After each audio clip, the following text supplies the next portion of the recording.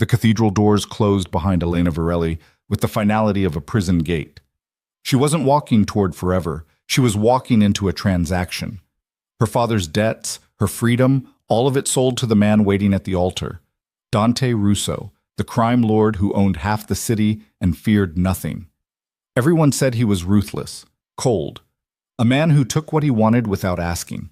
But when his dark eyes met hers, something shifted, something she didn't expect. And in that moment, Elena realized her biggest mistake wasn't agreeing to marry him. It was believing she could survive him untouched. If you're hooked, stay with me until the end.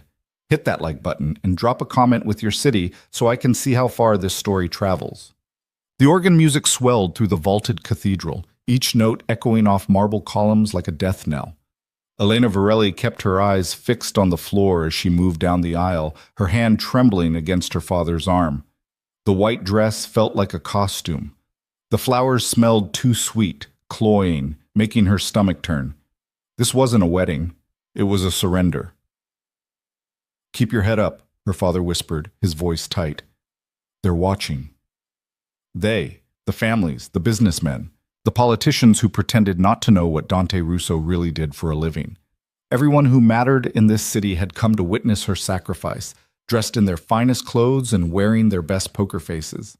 Elena lifted her chin. If she was going to be sold, she'd at least look them all in the eye while it happened. The man at the altar didn't move as she approached. Dante Russo stood with his hands clasped in front of him.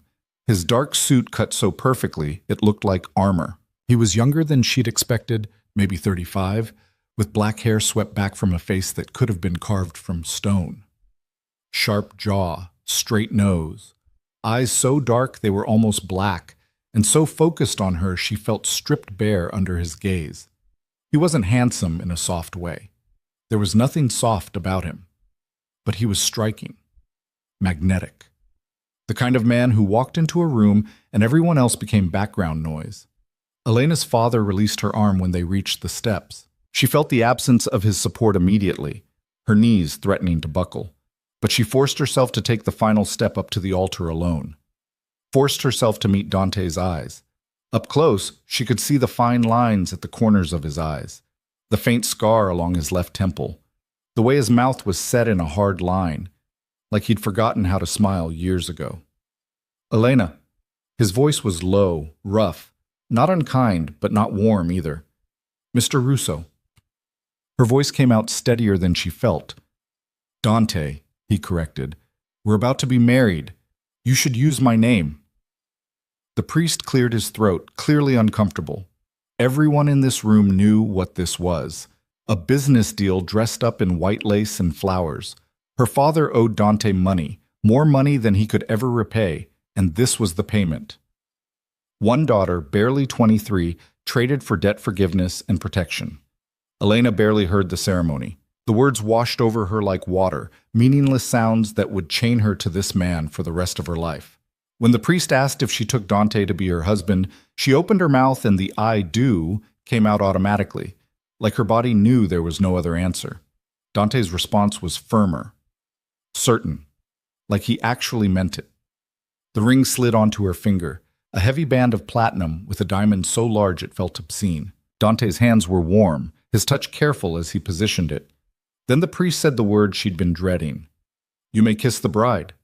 Elena's breath caught. This was it. The moment he'd take what he'd bought. Dante stepped closer, his presence overwhelming. He was taller than her by nearly a foot, and broader, his shoulders blocking out the light from the stained glass windows. One hand came up to cup her jaw, his thumb brushing her cheekbone with surprising gentleness. He leaned down, his breath warm against her ear. "Relax," he murmured, so quietly only she could hear. "I'm not going to hurt you." Then his lips brushed hers. Brief, chaste, over before she could fully process it. When he pulled back, something flickered in his dark eyes, concern maybe, or calculation. But it was gone before she could identify it. The organ erupted into triumphant music. Dante took her hand and tucked it into the crook of his elbow, and they walked back down the aisle together as husband and wife. Elena felt like she was moving through a dream or a nightmare. She wasn't sure which. The reception was held in the cathedral's garden, under white tents strung with lights that looked like stars. Elena sat at the head table beside Dante, watching the guests eat and drink and pretend this was a normal celebration. Her father kept glancing at her from across the room, his expression guilty and relieved in equal measure. She hated him a little for that relief. "You should eat something." Dante's voice pulled her attention back. He gestured to her untouched plate. "It's going to be a long night." "I'm not hungry." "Eat anyway." Not quite an order, but close. "You're pale." Elena picked up her fork mechanically, forcing herself to take a bite of something that tasted like cardboard in her mouth. Dante watched her for a moment, then returned his attention to the man talking to him, one of the city councilmen, praising the ceremony like he hadn't just witnessed a transaction. As the night wore on, Elena learned to read the patterns. Men approached Dante constantly, wanting a word, a favor, his attention. He gave it sparingly, his responses short and precise. When someone got too familiar, his expression would go cold, and they'd back off immediately. He was feared. That much was obvious. Even at his own wedding, people approached him like he might bite. Around 10, Dante stood and offered her his hand. "Time to go." Elena's stomach dropped. She knew what came next, the wedding night. Her hand shook as she placed it in his. They didn't speak during the drive. Dante's car was a sleek black sedan with windows tinted so dark she couldn't see out. A driver sat up front, silent and professional. Dante sat beside her in the back, his attention on his phone, typing out messages with quick, efficient movements. The mansion appeared suddenly as they rounded a curve, a sprawling estate set back from the road, surrounded by high walls and an iron gate that swung open automatically as they approached. The building itself was massive, all clean lines and modern glass, lit from within like a beacon. "Home," Dante said simply. "Prison," Elena thought. Inside the mansion was even more impressive. Marble floors, high ceilings, art that probably cost more than her father's house. Everything was pristine, perfectly arranged, like a museum. A woman in her 50s appeared from a side hallway, her gray hair pulled back in a neat bun. "Mr. Russo, Mrs. Russo." She nodded to each of them. "I'm Maria, the head housekeeper. I've prepared the main bedroom suite for you both." "Thank you, Maria." Dante's tone warmed slightly when he spoke to her. "This is Elena. She'll need anything she asks for." Maria's expression softened as she looked at Elena. "Of course, welcome, dear. If you need anything at all, just press the call button in your room." "Your room, not our room." Elena caught the distinction and filed it away. Dante led her upstairs down a long hallway lined with doors. He stopped at the last one and pushed it open, gesturing for her to enter first. The bedroom was enormous. A king-size bed dominated one wall, covered in dark gray linens that looked impossibly soft. Floor-to-ceiling windows overlooked the grounds, currently showing nothing but darkness and the glow of exterior lights. There was a seating area with a couch and chairs, a fireplace, even a small bar in the corner, and two doors on opposite sides of the room. "That one's the bathroom," Dante said, pointing to the left. "The other is a walk-in closet." "Maria had some clothes brought in for you, basics until we can get you properly outfitted. Your things from your father's house will be delivered tomorrow." Elena nodded mutely, her throat tight. Dante walked to the windows, his back to her. "I know what you're thinking," he said quietly. "What you're afraid of." She waited, her heart hammering. He turned to face her, his expression unreadable. "This marriage is legal and binding.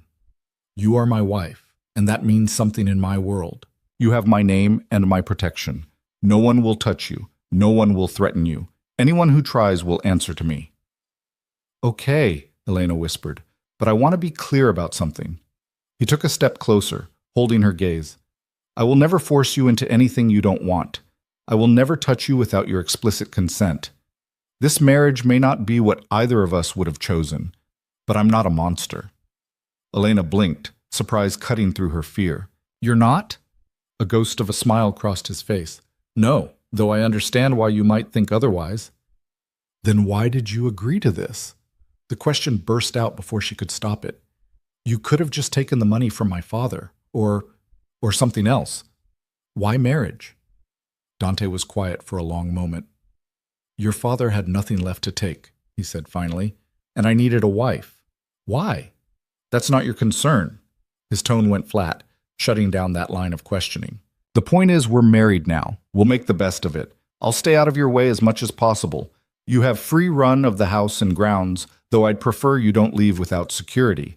My enemies are numerous, and you're a target now, whether you like it or not. And at night? Elena forced herself to ask. I have a suite on the other side of the house, Dante said. You'll sleep here alone.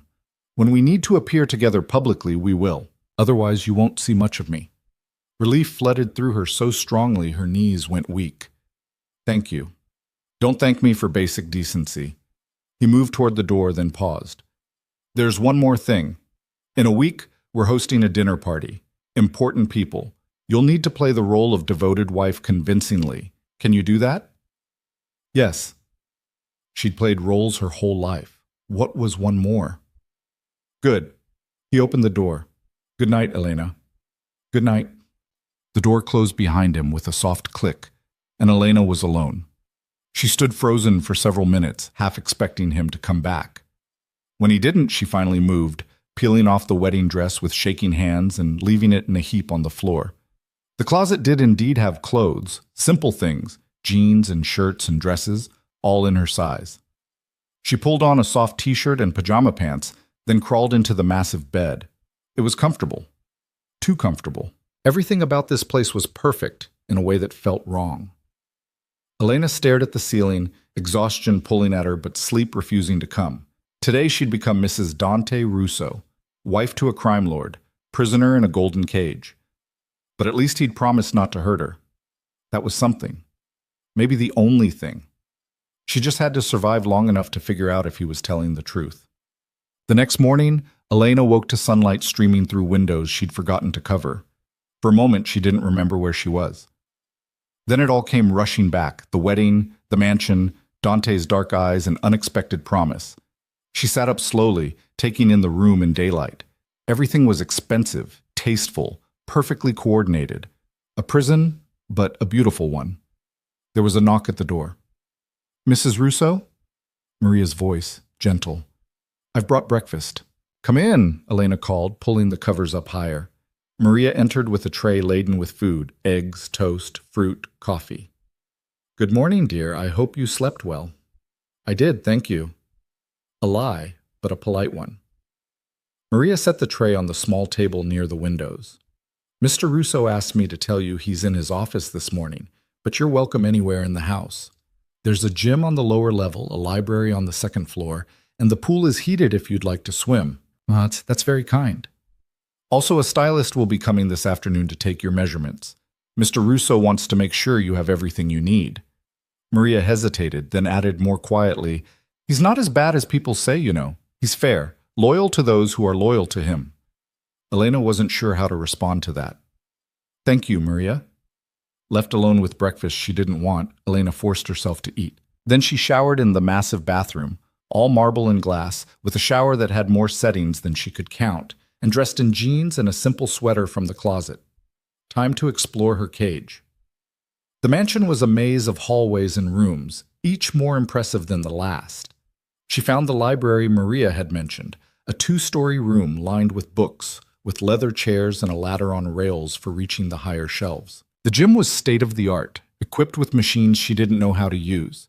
The pool was in a glass-enclosed room that made it feel like you were swimming outdoors. But the most interesting discovery was Dante's office. She didn't mean to find it. She'd just been wandering, opening doors, when she pushed one open and found herself looking into a large room with dark wood paneling and a massive desk. Dante sat behind it, his attention on a computer screen, dressed in a black shirt with the sleeves rolled up. There was a gun on the desk beside his keyboard. He looked up when the door opened. For a moment, surprise crossed his face, like he'd forgotten she existed. Then it smoothed back into that neutral mask. Elena. He didn't sound angry, just careful. Can I help you with something? I was just exploring. I'm sorry. I didn't mean to disturb you. You're not disturbing me. He leaned back in his chair, studying her. Are you settling in all right? Yes. The house is beautiful. It's yours now, too. He gestured to the room. You can go anywhere except this office when I'm working. I need privacy for business matters. I'm sure you understand. Of course. An awkward silence fell. Elena was about to excuse herself when Dante spoke again. Have you eaten? Maria brought breakfast. Good.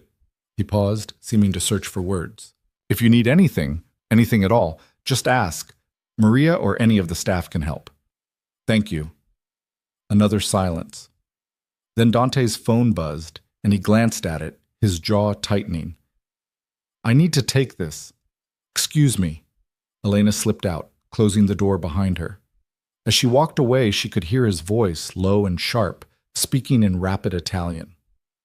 She spent the rest of the morning in the library, losing herself in books. It was easier than thinking about her situation. Around noon, Maria found her and announced lunch would be served on the terrace. Elena expected to eat alone, but Dante appeared as she was sitting down. He changed into different clothes, dark slacks and a gray shirt, and looked less intimidating somehow. Still powerful, still dangerous, but marginally more human. Mind if I join you? He asked. Like she could say no. Please. They ate in silence for several minutes. Elena snuck glances at him, trying to understand who this man really was. His table manners were impeccable. He ate efficiently, not savoring the food but not rushing either. Everything he did seemed calculated, controlled. You don't have to be afraid of me, he said suddenly, not looking up from his plate. Elena's fork clattered against her plate. I'm not afraid. You are. Now he did look at her, those dark eyes seeing too much. I can tell. You barely breathe when I'm in the room. She couldn't deny it, so she said nothing. Dante set down his fork. Let me make something clear. I need this marriage to work, at least publicly. That means we need to be able to exist in the same space without you looking like you're about to bolt. So I'm going to ask you directly, what do you need from me to feel more comfortable? The question surprised her. I don't know. Think about it. Because we have that dinner party in a few days, and I need you to be able to stand next to me and smile without flinching every time I move. I don't flinch, Elena protested. You do. But his tone wasn't cruel. It's subtle, but it's there. I'm not blaming you. I know what people say about me. But for this to work, you need to trust that I meant what I said last night. I won't hurt you. Elena met his gaze, searching for deception and finding only calm certainty. Okay, she said quietly. I'll try. That's all I ask. He picked up his fork again. Now eat. You still look too pale. The stylist arrived that afternoon, along with 2 assistants carrying garment bags and sample books. Elena spent 2 hours being measured and consulted on styles, colors, occasions. It was overwhelming, but also strangely exciting. She'd never had money for nice clothes before. Dante appeared halfway through, leaning in the doorway of the sitting room where the fitting was taking place. How's it going? The lead stylist, a thin woman named Giselle, turned with a bright smile. Wonderfully. Your wife has an excellent eye. She'll look stunning in everything we've selected. I'm sure she will. Dante's gaze moved to Elena, lingering for a moment. Make sure she has options for the dinner party. Something that makes a statement. Already planned, Giselle assured him. Red, I think, to match that beautiful ring. After they left, Elena found herself alone again. She wandered through the house, feeling restless and trapped despite the massive space. Eventually, she ended up back in the library, curled up in one of the leather chairs with a novel she wasn't really reading. That's where Dante found her an hour later. There you are. He stood in the doorway, jacket off, looking tired. Dinner's ready. I'm not really hungry.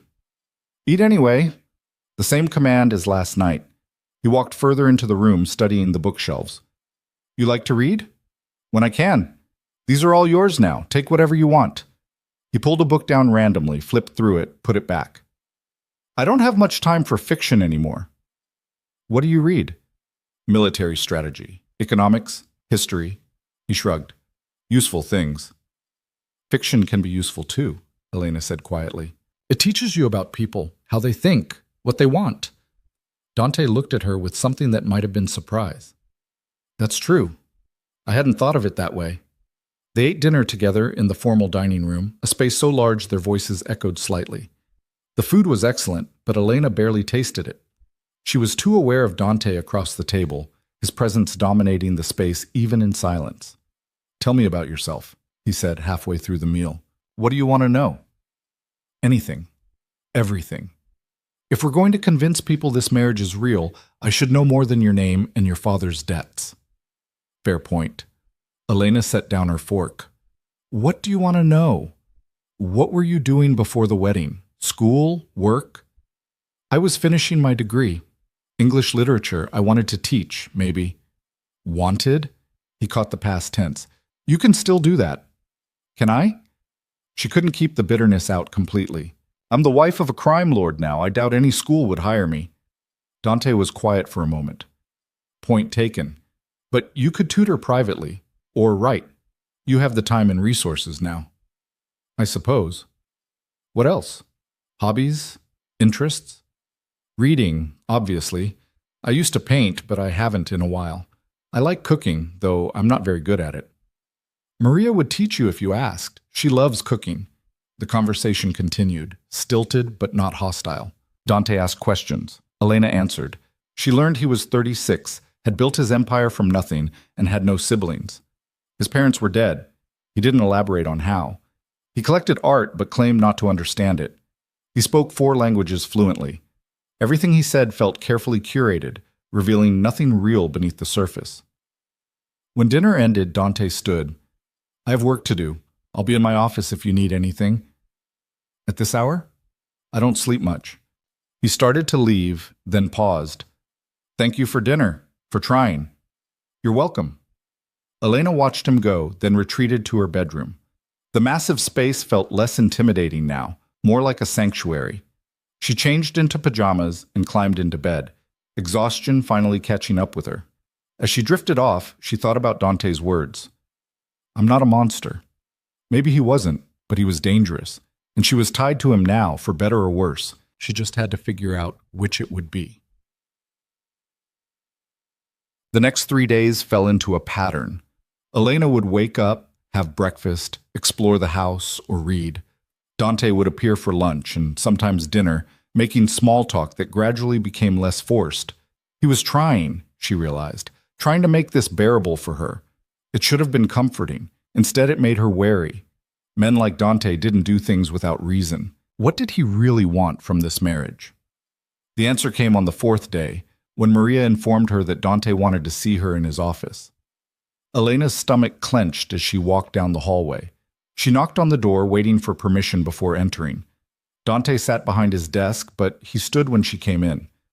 "Elena, thank you for coming. Sit, please." She took one of the chairs across from his desk, her hands clasped tightly in her lap. "The dinner party is tomorrow night," Dante began. "I wanted to go over a few things with you first. The guests will include some very important people, business associates, politicians, other families. They'll all be watching us, looking for weakness." "Okay." "I need you to appear confident, comfortable, like this marriage is exactly what you wanted." He paused. "Can you do that?" "I'll try." "I know it's a lot to ask." His tone softened slightly. "But it's important. There are people who would love to see me fail, and a shaky marriage would give them ammunition." "I understand." Dante studied her for a long moment. "You know, you're handling this better than I expected. Most people in your situation would still be hysterical." "Being hysterical wouldn't change anything." "No," he agreed. "It wouldn't. But it would be understandable." He stood, moving around the desk to perch on the edge of it, closer to her now. "I want you to know, Elena, what I said on our wedding night still stands. This doesn't have to be more than a business arrangement. I won't push you for anything you're not ready to give." Elena looked up at him, searching his face. "Why are you being so decent about this?" "Because forcing you into something you don't want would make me exactly what people say I am." His voice went hard. "I've done plenty of terrible things in my life. I won't add that to the list." Something in his tone made her believe him. "Thank you." "Don't thank me yet." He moved back to his chair, creating distance again. "Tomorrow night will be difficult. These people will judge you, test you. They'll want to see if you're worthy of being my wife. You'll need to be strong." "I can be strong. I know you can." And the way he said it, like he really believed it, sent a strange warmth through her chest. The night of the dinner party arrived too quickly. Elena spent the afternoon being primped and polished by a team of stylists Giselle had sent. Her hair was swept up in an elegant twist. Her makeup was dramatic but sophisticated. And the dress was stunning. Deep crimson silk that hugged her curves before flowing to the floor, with a neckline that showed just enough skin to be interesting without being scandalous. When she looked in the mirror, she barely recognized herself. She looked like she belonged at Dante's side. Maria appeared in the doorway, her eyes shining. "Oh dear, you look beautiful." "Thank you." Elena smoothed her hands over the silk nervously. "Is it too much?" "Not at all, it's perfect." Maria hesitated, then added, "Mr. Russo is waiting for you in the foyer." Elena took a deep breath, steeling herself. "You can do this. You have to do this."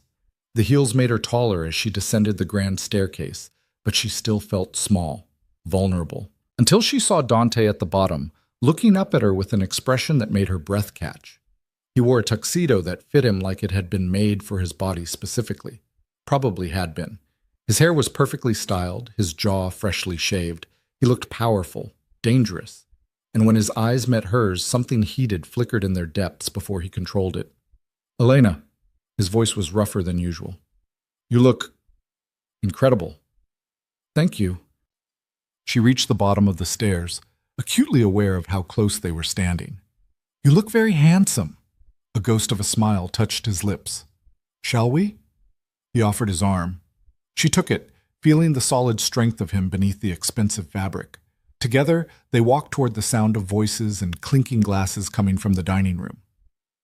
Here we go, Elena thought. Time to play the devoted wife. She just hoped she was a good enough actress to pull it off. The dining room glittered with crystal and candlelight, filled with people whose smiles didn't reach their eyes. Elena felt their attention turn to her and Dante the moment they entered, a collective assessment that made her skin prickle. She kept her expression calm, her hand steady on Dante's arm. "There he is!" a voice boomed from across the room. A large man with silver hair and a ruddy face approached, arms spread wide. "Dante! And this must be your beautiful bride." "Vincent!" Dante's tone was cordial but cool. "Thank you for coming. Elena, this is Vincent Marconi. He runs the shipping operations at the port." "Among other things," Vincent added with a laugh that felt too loud. His eyes raked over Elena in a way that made her want to step back. "You're a lucky man, Dante. Very lucky indeed." "I know." Dante's hand moved to the small of Elena's back, a gesture that looked casual but felt protective. "If you'll excuse us, Vincent, we should greet our other guests." He steered her away smoothly, his hand warm through the thin silk of her dress. "That's the kind of man you'll meet tonight," he murmured near her ear. "Smile, be polite, but never be alone with him." "Noted." The next hour was a blur of introductions. Councilman Rodriguez, who talked about urban development while his eyes calculated political advantage. Judge Catherine Walsh, who kissed both Elena's cheeks and commented on how young she looked. Marco DeVito, who ran casinos and smelled like expensive cologne and cigars. Anthony Chen, whose tech investments made him a billionaire and whose handshake was surprisingly gentle. They all watched her, weighed her, tried to determine if she was an asset or a liability. Elena played her part perfectly. She smiled at the right moments, laughed at jokes that weren't funny, touched Dante's arm with just enough familiarity to seem natural. She could feel him relax slightly beside her as the evening progressed, his initial tension easing. "You're doing well, he said quietly as they moved toward the dining table. "Better than well."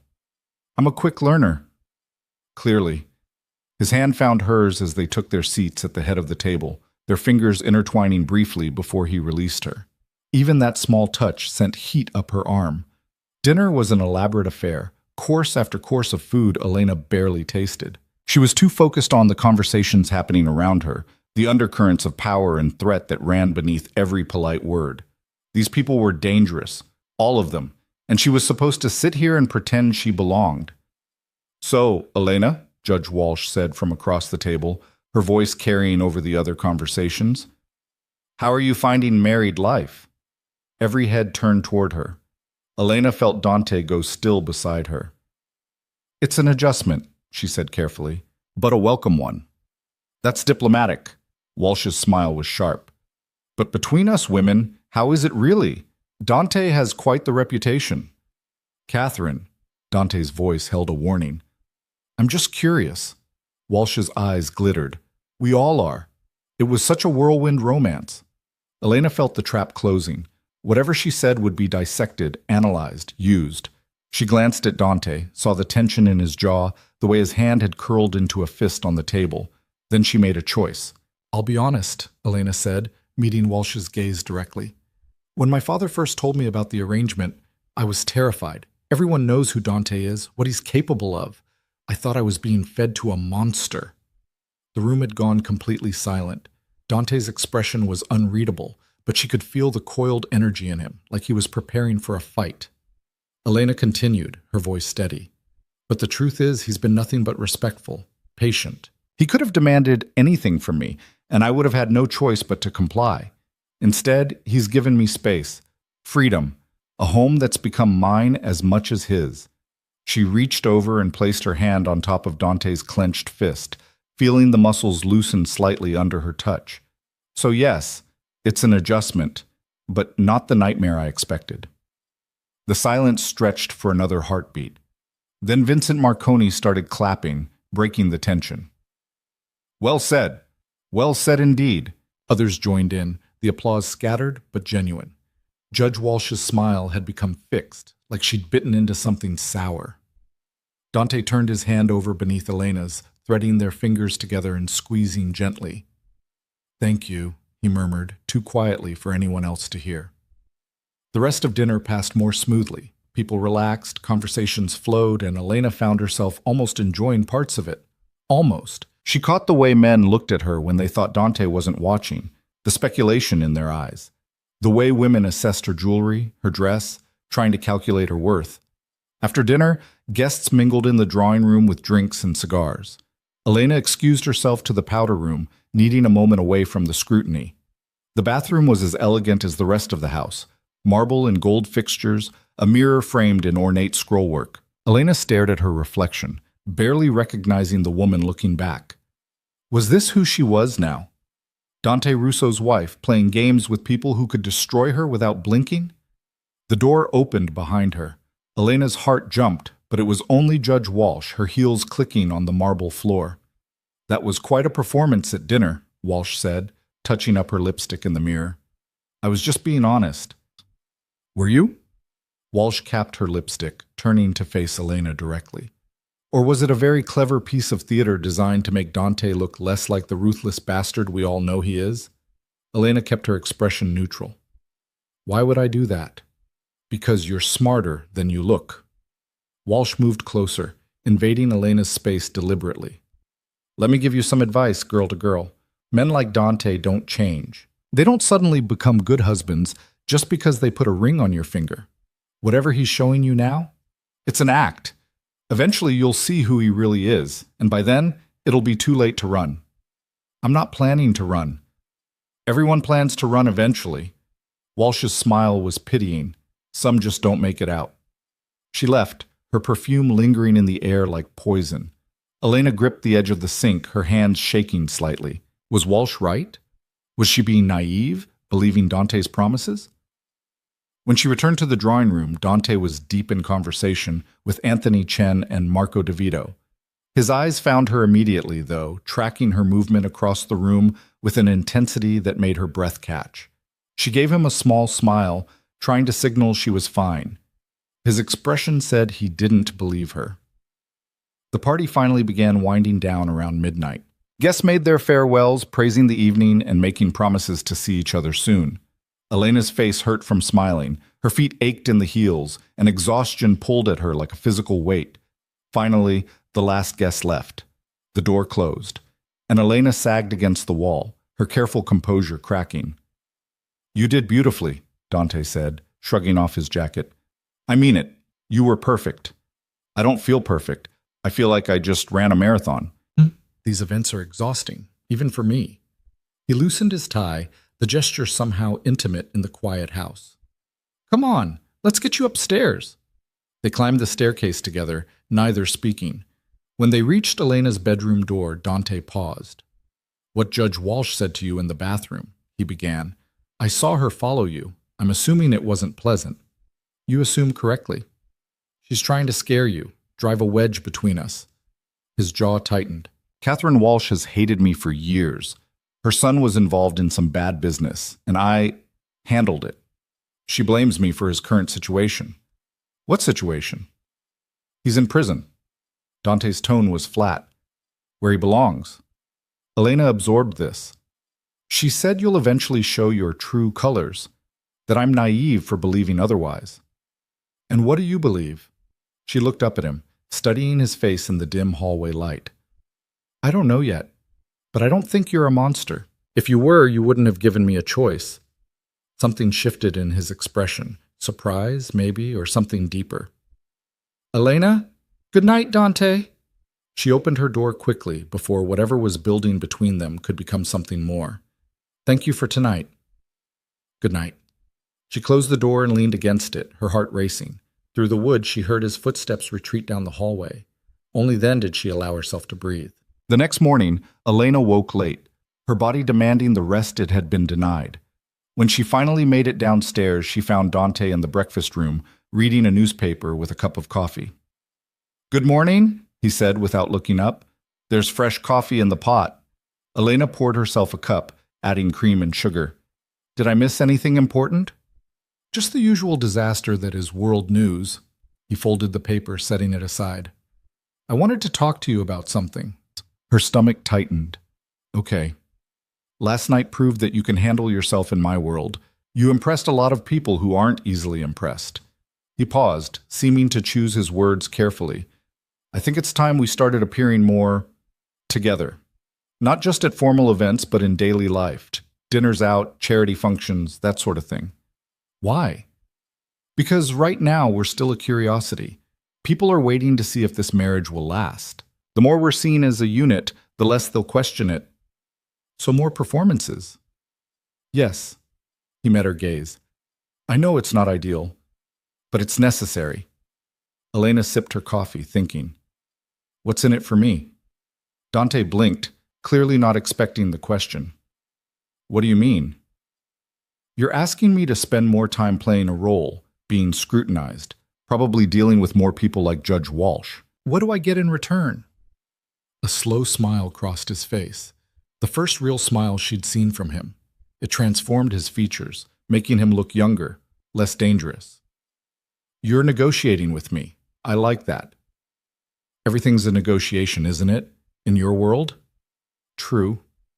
He leaned back in his chair, considering. What do you want? Freedom, Elena said immediately. Real freedom, to come and go as I please without armed guards following me everywhere, to make my own decisions about how I spend my time. Elena, the security isn't negotiable. My enemies are your problem, not mine. She set down her cup. You said I have your protection. Prove it. Let me live like a normal person, not a prisoner. Dante was quiet for a long moment, his dark eyes searching her face. You're asking me to risk your safety. I'm asking you to trust me, and to let me trust myself. She held his gaze. I'll be careful. I won't do anything stupid, but I can't live in this house forever, only leaving when you need me to smile for an audience. You're right. The admission seemed to cost him something. You're absolutely right. Okay, you can have more freedom, but I want you to carry a phone with GPS tracking, and if there's ever a threat, you get security immediately. No arguments. Deal. They shook hands across the table, the touch brief but electric. When Elena pulled away, her palm tingled. So, Dante said, clearing his throat, since we're renegotiating terms, is there anything else you want? Elena thought about it. Answers? Real ones? You know everything about me, but I know almost nothing about you. What do you want to know? Everything. She leaned forward. Who you really are. How you became this. What you actually want from this marriage beyond the public appearance of legitimacy. Dante's expression shuddered slightly. Some of those answers aren't pretty. I didn't expect them to be. He studied her for another long moment, then stood. Come with me. Elena followed him through the house, past the library and the formal rooms, to a door she'd never noticed before. Dante pressed his thumb to a scanner, and the lock clicked open. Beyond was a room that looked like a command center. Multiple screens showed security feeds from around the property and what looked like other locations throughout the city. A desk held several computers and stacks of files. Maps covered one wall, marked with pins and notes. "This is the real heart of my operation," Dante said, closing the door behind them. "Very few people are allowed in here, but if you want answers, you should see what you're really asking about." Elena moved to the maps, studying the markers. Some she recognized: the port, downtown buildings, neighborhoods. Others meant nothing to her. "I control most of the shipping that comes through this city," Dante explained, "legitimate and otherwise. I have interests in construction, real estate, several restaurants and clubs. I launder money for people who need their finances to look clean. I provide protection to businesses in exchange for payment, and occasionally I handle problems that the law can't or won't touch." "Problems?" Elena's voice was barely a whisper. "Bad people doing bad things. I stop them." His tone was matter of fact. "Sometimes permanently." Elena turned to face him. "You kill people." "When necessary, when they've proven themselves too dangerous to live." He didn't flinch from her gaze. "I'm not a good man, Elena. I've never claimed to be. But I have rules. I don't hurt innocents. I don't traffic in human lives. I don't peddle drugs that destroy communities. The people I eliminate are predators who prey on the weak." "And who decides who deserves to die? You?" "Yes. Simple, direct, along with information from sources I trust. I don't act on impulse or emotion. Every decision is carefully considered." Elena's mind reeled. She'd known, intellectually, what Dante was. But hearing him say it so plainly, standing in this room that coordinated violence and crime, made it real in a way it hadn't been before. "Why are you showing me this?" she asked. "Because you asked for the truth." Dante moved closer, his presence overwhelming in the enclosed space. "Because I'm tired of pretending with you. You're my wife. You should know who you're tied to, and if I can't handle it, then we figure out what comes next." His voice softened slightly. "But I don't think you're going to run. I think you're stronger than you believe." Elena looked around the room again, at the evidence of Dante's empire laid out in stark detail. He was right. She could run. Demand an annulment, go back to her father's house, pretend none of this had happened. But Walsh's words echoed in her mind. Everyone plans to run eventually. Some just don't make it out. Maybe the trick was not to run at all. Maybe the trick was to stand her ground and figure out how to survive in this new reality. "Okay," she said finally. "Show me more. Explain how it all works." Dante's eyes widened slightly. Surprise again, breaking through his control. "You're sure? You said I should know who I'm tied to, so teach me." For the next 2 hours, Dante walked her through his operations. He explained the legitimate businesses that provided cover and cash flow, the network of informants who kept him ahead of his enemies, the alliances with other families that kept the city from descending into open warfare, the careful balance of power he maintained through equal parts fear and respect. Elena listened, asked questions, tried to understand the logic of this world. It was brutal, unforgiving, built on violence and the threat of violence. But there was also structure, rules, a strange kind of order in the chaos. "Why did you really need a wife?" she asked when he'd finished. The truth this time. Dante leaned against the desk, crossing his arms. "There's a faction within the other families who see me as unstable, too young, too ruthless, without the softening influence of family. They've been pushing for someone more traditional to take over my territory. A wife makes me look more legitimate, settled, less likely to do something reckless. So I'm window dressing." "Your protection," he corrected. "For both of us. Your father's debts would have gotten him killed eventually. This way he's safe under my umbrella. And I get the appearance of stability I need to keep my position. Very transactional. Everything in my world is transactional." He paused. "But that doesn't mean it has to stay that way." Elena's heart skipped. "What do you mean?" "I mean," Dante ran a hand through his hair, a rare gesture of uncertainty. "I didn't expect to like you, to respect you, but after last night, after seeing how you handled yourself, how you stood up to Walsh and negotiated with me this morning, you're not what I expected." "What did you expect?" Someone weaker, someone who would need to be managed and controlled. His gaze was intent on her face. But you don't need managing, you need partnership. The word hung between them, loaded with possibility. Is that what you're offering? Elena asked carefully. Partnership?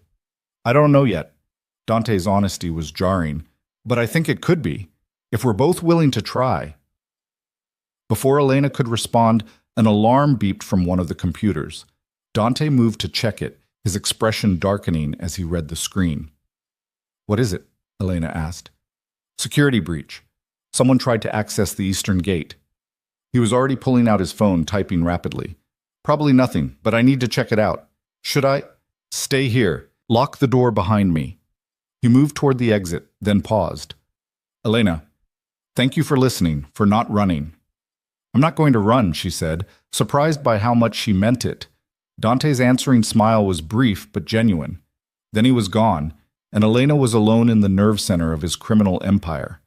She looked around the room, at the maps and screens and files. This was her life now. These were the stakes. And somehow, standing here surrounded by evidence of violence and power, she felt more alive than she had in years. Maybe that made her as broken as Dante. Or maybe it just meant she'd finally found a place where her survival instincts had purpose. Elena left the command center, locking the door behind her as instructed. The house felt different now, like she was seeing it for the first time. Not a prison, but a fortress. Not a cage, but a stronghold. She found Maria in the kitchen, preparing lunch. The older woman looked up with a smile that faded when she saw Elena's expression. Is everything all right, dear? I don't know, Elena said honestly. Maria, can I ask you something? Of course. How long have you worked for Dante? 15 years. Maria's hands continued their work, chopping vegetables with practiced ease. Since he was just starting out, have you ever been afraid of him? Maria considered this, her knife pausing. Afraid? No. Cautious, perhaps. Respectful, certainly. But afraid? Never. Mr. Russo is many things, but he's not cruel, not to those who are loyal to him. And to those who aren't? That's different. Maria met her gaze. This world has rules, Mrs. Russo, harsh ones, but they keep everyone safe.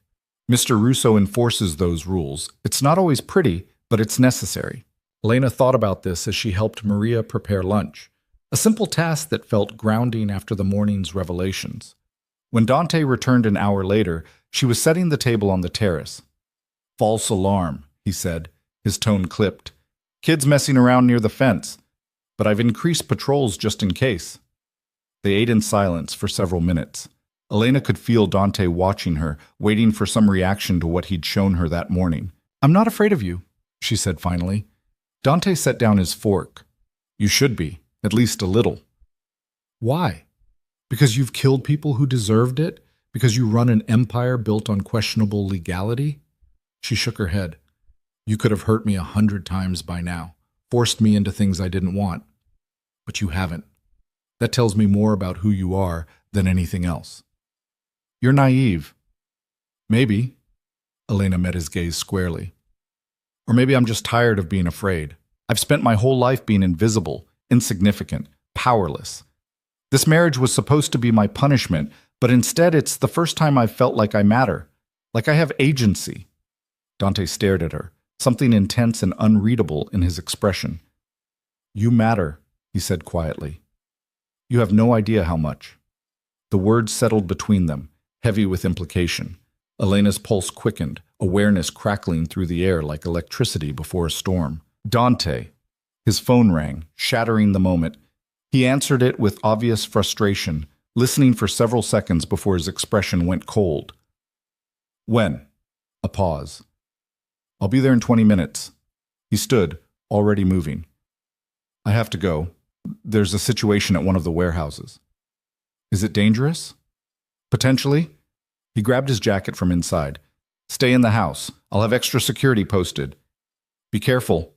He paused at that, turning back to look at her. I will. Then he was gone, the sound of his car starting moments later. Elena stood alone on the terrace, watching the sun begin its descent toward the horizon. Something had shifted between them today, something that felt both dangerous and inevitable. She was Dante Russo's wife, not just in name, but in reality. And that reality was far more complicated than she'd ever imagined. The question was, did she have the courage to fully step into it? As evening fell and Dante still hadn't returned, Elena found herself pacing the library, unable to settle. Every car sound made her jump. Every shadow seemed threatening. It was after 9 when she heard the door open. She rushed to the foyer, relief flooding through her when she saw Dante, until she noticed the blood on his shirt. "You're hurt," she said, moving toward him without thinking. "It's not mine." But he looked exhausted, his usual control frayed at the edges. "Someone tried to hijack one of my shipments. We handled it." "Handled it how?" "You don't want to know." "Yes, I do." Elena reached for his hand, noticing scraped knuckles. "Come on, let's get you cleaned up." She led him upstairs to his suite, the first time she'd entered his private space. It was similar to hers, but darker, more masculine, with fewer personal touches. She pushed him toward the bathroom. "Sit," she ordered, pointing to the edge of the massive tub. Dante obeyed, too tired to argue. Elena found a first aid kit under the sink and knelt in front of him, carefully cleaning the scrapes on his hands. "You don't have to do this," he said quietly. "I know." She dabbed antiseptic on a particularly bad scrape, feeling him tense. "But we're partners, right? That's what partners do." Dante's hand came up, catching her chin gently, tilting her face up to meet his gaze. "Elena, I need you to understand something. What I do, the life I lead, it's dangerous. People want me dead, and by extension, they want to hurt you to get to me. Are you really prepared for that?" "I don't know," she admitted, "but I'm here, and I'm not going anywhere." The air between them felt charged, heavy with tension that had been building for days. Dante's thumb brushed across her lower lip, the touch feather light but sending heat racing through her. "You're playing a dangerous game," he murmured. "So are you." For a moment she thought he might kiss her, really kiss her, not the chaste press of lips from their wedding. His eyes darkened, his head lowering slightly. Then he pulled back, the moment breaking. "You should go. It's late." Elena stood, feeling dismissed and frustrated in equal measure. "Good night, Dante." "Good night." She left him sitting in his bathroom, blood on his shirt and shadows in his eyes. And as she walked back to her own room, Elena realized something that should have terrified her, but instead felt like inevitability. She was falling for her husband. The dangerous, violent, complicated man who'd bought her like property, but treated her like something precious. And that was going to change everything. The days after that night fell into a new rhythm, one that felt both familiar and strange. Dante kept his distance, but it was a different kind of distance now, charged with awareness, thick with things left unsaid. Every accidental brush of hands at breakfast felt deliberate. Every glance across a room lasted a beat too long. Elena caught herself watching him when she thought he wasn't looking. The way he rubbed the back of his neck when he was frustrated. How his jaw tightened when someone on the phone said something he didn't like. The rare moments when his guard dropped and something almost vulnerable flickered across his face before he locked it away again. She was learning to read him, and that felt more intimate than anything physical they might have done. A week later, Dante appeared at her bedroom door early in the morning, already dressed in dark slacks and a crisp white shirt. "Get ready, we're going out." Elena looked up from her book, surprised. "Where?" "You wanted freedom. I'm giving you some." His expression was unreadable. "There's a charity luncheon downtown, art auction to benefit children's hospitals. I need to make an appearance, and it'll be good for us to be seen together. Give me 20 minutes. She chose a navy dress that Maria had helped her pick out. Elegant but not showy, with a hemline that hit just above her knees. When she came downstairs, Dante was waiting by the door, his eyes tracking over her in a way that made her skin heat. "You look nice," he said, the compliment simple but genuine. "So do you." The drive downtown gave Elena her first real look at the city beyond the mansion's walls. They passed through neighborhoods that ranged from gleaming high-rises to blocks where buildings slumped against each other like tired old men. Dante's territory, she realized. All of it. "That building there," he said, pointing to a renovated warehouse. "Used to be a drug den. I bought it, cleaned it out, turned it into affordable housing. 30 families live there now." Elena looked at him in surprise. "You do that often? The affordable housing thing?" "When I can. It's good business. Keeps neighborhoods stable, reduces crime, makes people loyal. He paused. And it's the right thing to do, even if that's not usually my primary motivation. You're more complicated than people think. Most people are. He glanced at her. You included. The luncheon was held in a hotel ballroom that dripped with wealth. Crystal chandeliers, white tablecloths, women in designer dresses that cost more than Elena's entire previous wardrobe. She felt Dante's hand settle on the small of her back as they entered, a grounding touch. Stay close, he murmured, and remember, you belong here just as much as anyone else. The afternoon passed in a blur of champagne and small talk. Elena met the wives of Dante's business associates, women who smiled with their mouths but assessed her with calculating eyes. She admired art she didn't understand, bid on a piece she didn't want just because Dante nodded at her to do it, and played the role of devoted wife so convincingly she almost believed it herself. But the real test came when Vincent Marconi approached during the auction, his face already flushed with alcohol despite the early hour. Dante, Elena! His voice boomed across the room. Wonderful to see you both. Vincent. Dante's tone was cordial, but cool. His hand tightened slightly on Elena's waist. I wanted to apologize for my behavior at your dinner party, Vincent continued, swaying slightly. I may have been a bit forward with your lovely wife. Too much wine, you understand. I understand perfectly. Dante's voice had gone flat, dangerous. And I trust it won't happen again. Of course not. Of course not. Vincent's eyes slid to Elena, lingering just a moment too long. Though I can hardly blame myself. If I had a wife that beautiful, I'd keep her locked up tight. Can't be too careful. Elena felt Dante go rigid beside her. The temperature in their immediate vicinity seemed to drop 10 degrees. Several nearby conversations faltered as people sensed the shift. Careful, Vincent, Dante said quietly. You're dangerously close to insulting my wife, and I take insults to my wife very personally. Vincent's smile faltered. I didn't mean, I think you did. Dante stepped forward, and despite being shorter than Vincent by several inches, he somehow seemed larger, more threatening. Let me be very clear. Elena is not property to be locked up. She's not a possession to be commented on. She's my wife, and she deserves your respect. Failed to show it again, and we're going to have a very different kind of conversation. Do you understand me? The ballroom had gone quiet. Everyone was watching now, waiting to see how this would play out. Vincent's face had gone from flushed to pale. I understand. My apologies, Mrs. Russo. I meant no disrespect. Apology accepted, Elena said, her voice steady despite her racing heart. Dante held Vincent's gaze for another long moment, then nodded. Enjoy the rest of the auction, Vincent. They walked away, Dante's hand still at Elena's back, and gradually the conversations around them resumed. But Elena could feel the stares, hear the whispers. Dante had just made a very public statement about her value to him. You didn't have to do that, she said quietly when they were out of earshot. Yes, I did. His jaw was still tight. Vincent needed to understand the line. They all did. The line? That you're not to be touched, not to be threatened, not even to be looked at wrong. He stopped walking, turning to face her. You're under my protection, Elena. That means something in this world. It means you're untouchable. I'm not fragile. I know you're not, but that doesn't mean I'm going to stand by while someone like Vincent treats you like an object. His expression softened slightly. You stood up for me at the dinner party. This is me standing up for you. Something warm unfurled in Elena's chest. Thank you. Don't thank me. It's what a husband should do. He offered his arm. Come on, let's get out of here before I say something else that ruins the charity auction.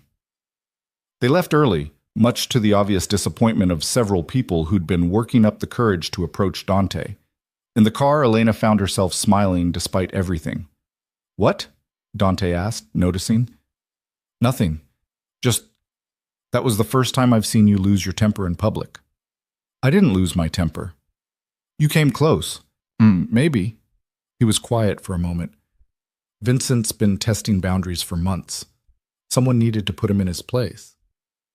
And you're someone. I'm the only one who can. Not arrogance, just fact. That's what being in my position means. You enforce the rules, or the rules stop existing. Elena thought about this as they drove through the city. What happens now? With Vincent? Nothing, probably. He's too smart to retaliate directly, but he'll remember. And the next time he considers stepping out of line, he'll remember that I don't tolerate disrespect to you. So I'm a message. You're my wife. Dante glanced at her. But yes, in a way. Everything in my world is a message. Every action has meaning beyond the surface. That sounds exhausting. It is. The admission was quiet, almost reluctant. It's why I don't sleep much. Too many things to consider, too many angles to watch. Elena studied his profile, the strong nose, the sharp jaw, the faint lines of stress around his eyes. He looked tired, she realized, not physically, but deep in his bones, like he'd been carrying weight for so long he'd forgotten what it felt like to set it down. When was the last time you did something just because you wanted to? She asked. Not because it was strategic or necessary, just because it made you happy. Dante was silent for so long she thought he wasn't going to answer. Then quietly, I don't remember. The honesty of it broke something in her chest. That's sad. It's reality. He shrugged. Happiness is a luxury I can't afford. Not in this life. Everyone deserves some happiness. Maybe. He pulled up to the mansion gates, waiting for them to open. But wanting something doesn't mean you get to have it. They went inside, and Elena expected Dante to disappear to his office like he usually did. Instead, he followed her to the library, standing in the doorway like he couldn't quite decide whether to stay or go. Did you need something? Elena asked, settling into her favorite chair. No, I just... He trailed off, running a hand through his hair. I don't know, I thought I'd see if you wanted company. The vulnerability in the admission made her smile. I'd like that. Dante chose the chair across from hers, picking up a book from the side table and flipping through it without really reading. They sat in comfortable silence for a while, the afternoon sun streaming through the windows and painting everything gold. Can I ask you something? Elena said eventually. You can ask. I might not answer. Fair enough. She set down her own book. The night you came home with blood on your shirt, you said someone tried to hijack your shipment. What happened to them? Dante's expression went carefully blank. You don't want to know that. I asked, didn't I? He studied her for a long moment. We caught 3 of them. 2 are in the hospital. The 3rd is in the ground. Elena absorbed this. She should be horrified, should be afraid. Instead, she found herself asking, did he deserve it? He shot one of my men in the chest. The man has a wife and 2 kids. Dante's voice was flat. So yes, he deserved it. Do you ever regret it? The violence? Sometimes. Late at night when I can't sleep, I think about the people I've killed. Wonder if there was another way. He leaned forward, elbows on his knees. But then I remember why I did it. Remember the people I protected by removing a threat. And the regret fades. That's very pragmatic. It's survival. He met her gaze. In my world, hesitation gets you killed. Mercy is seen as weakness. I learned that lesson early. How early? Dante was quiet for a long time.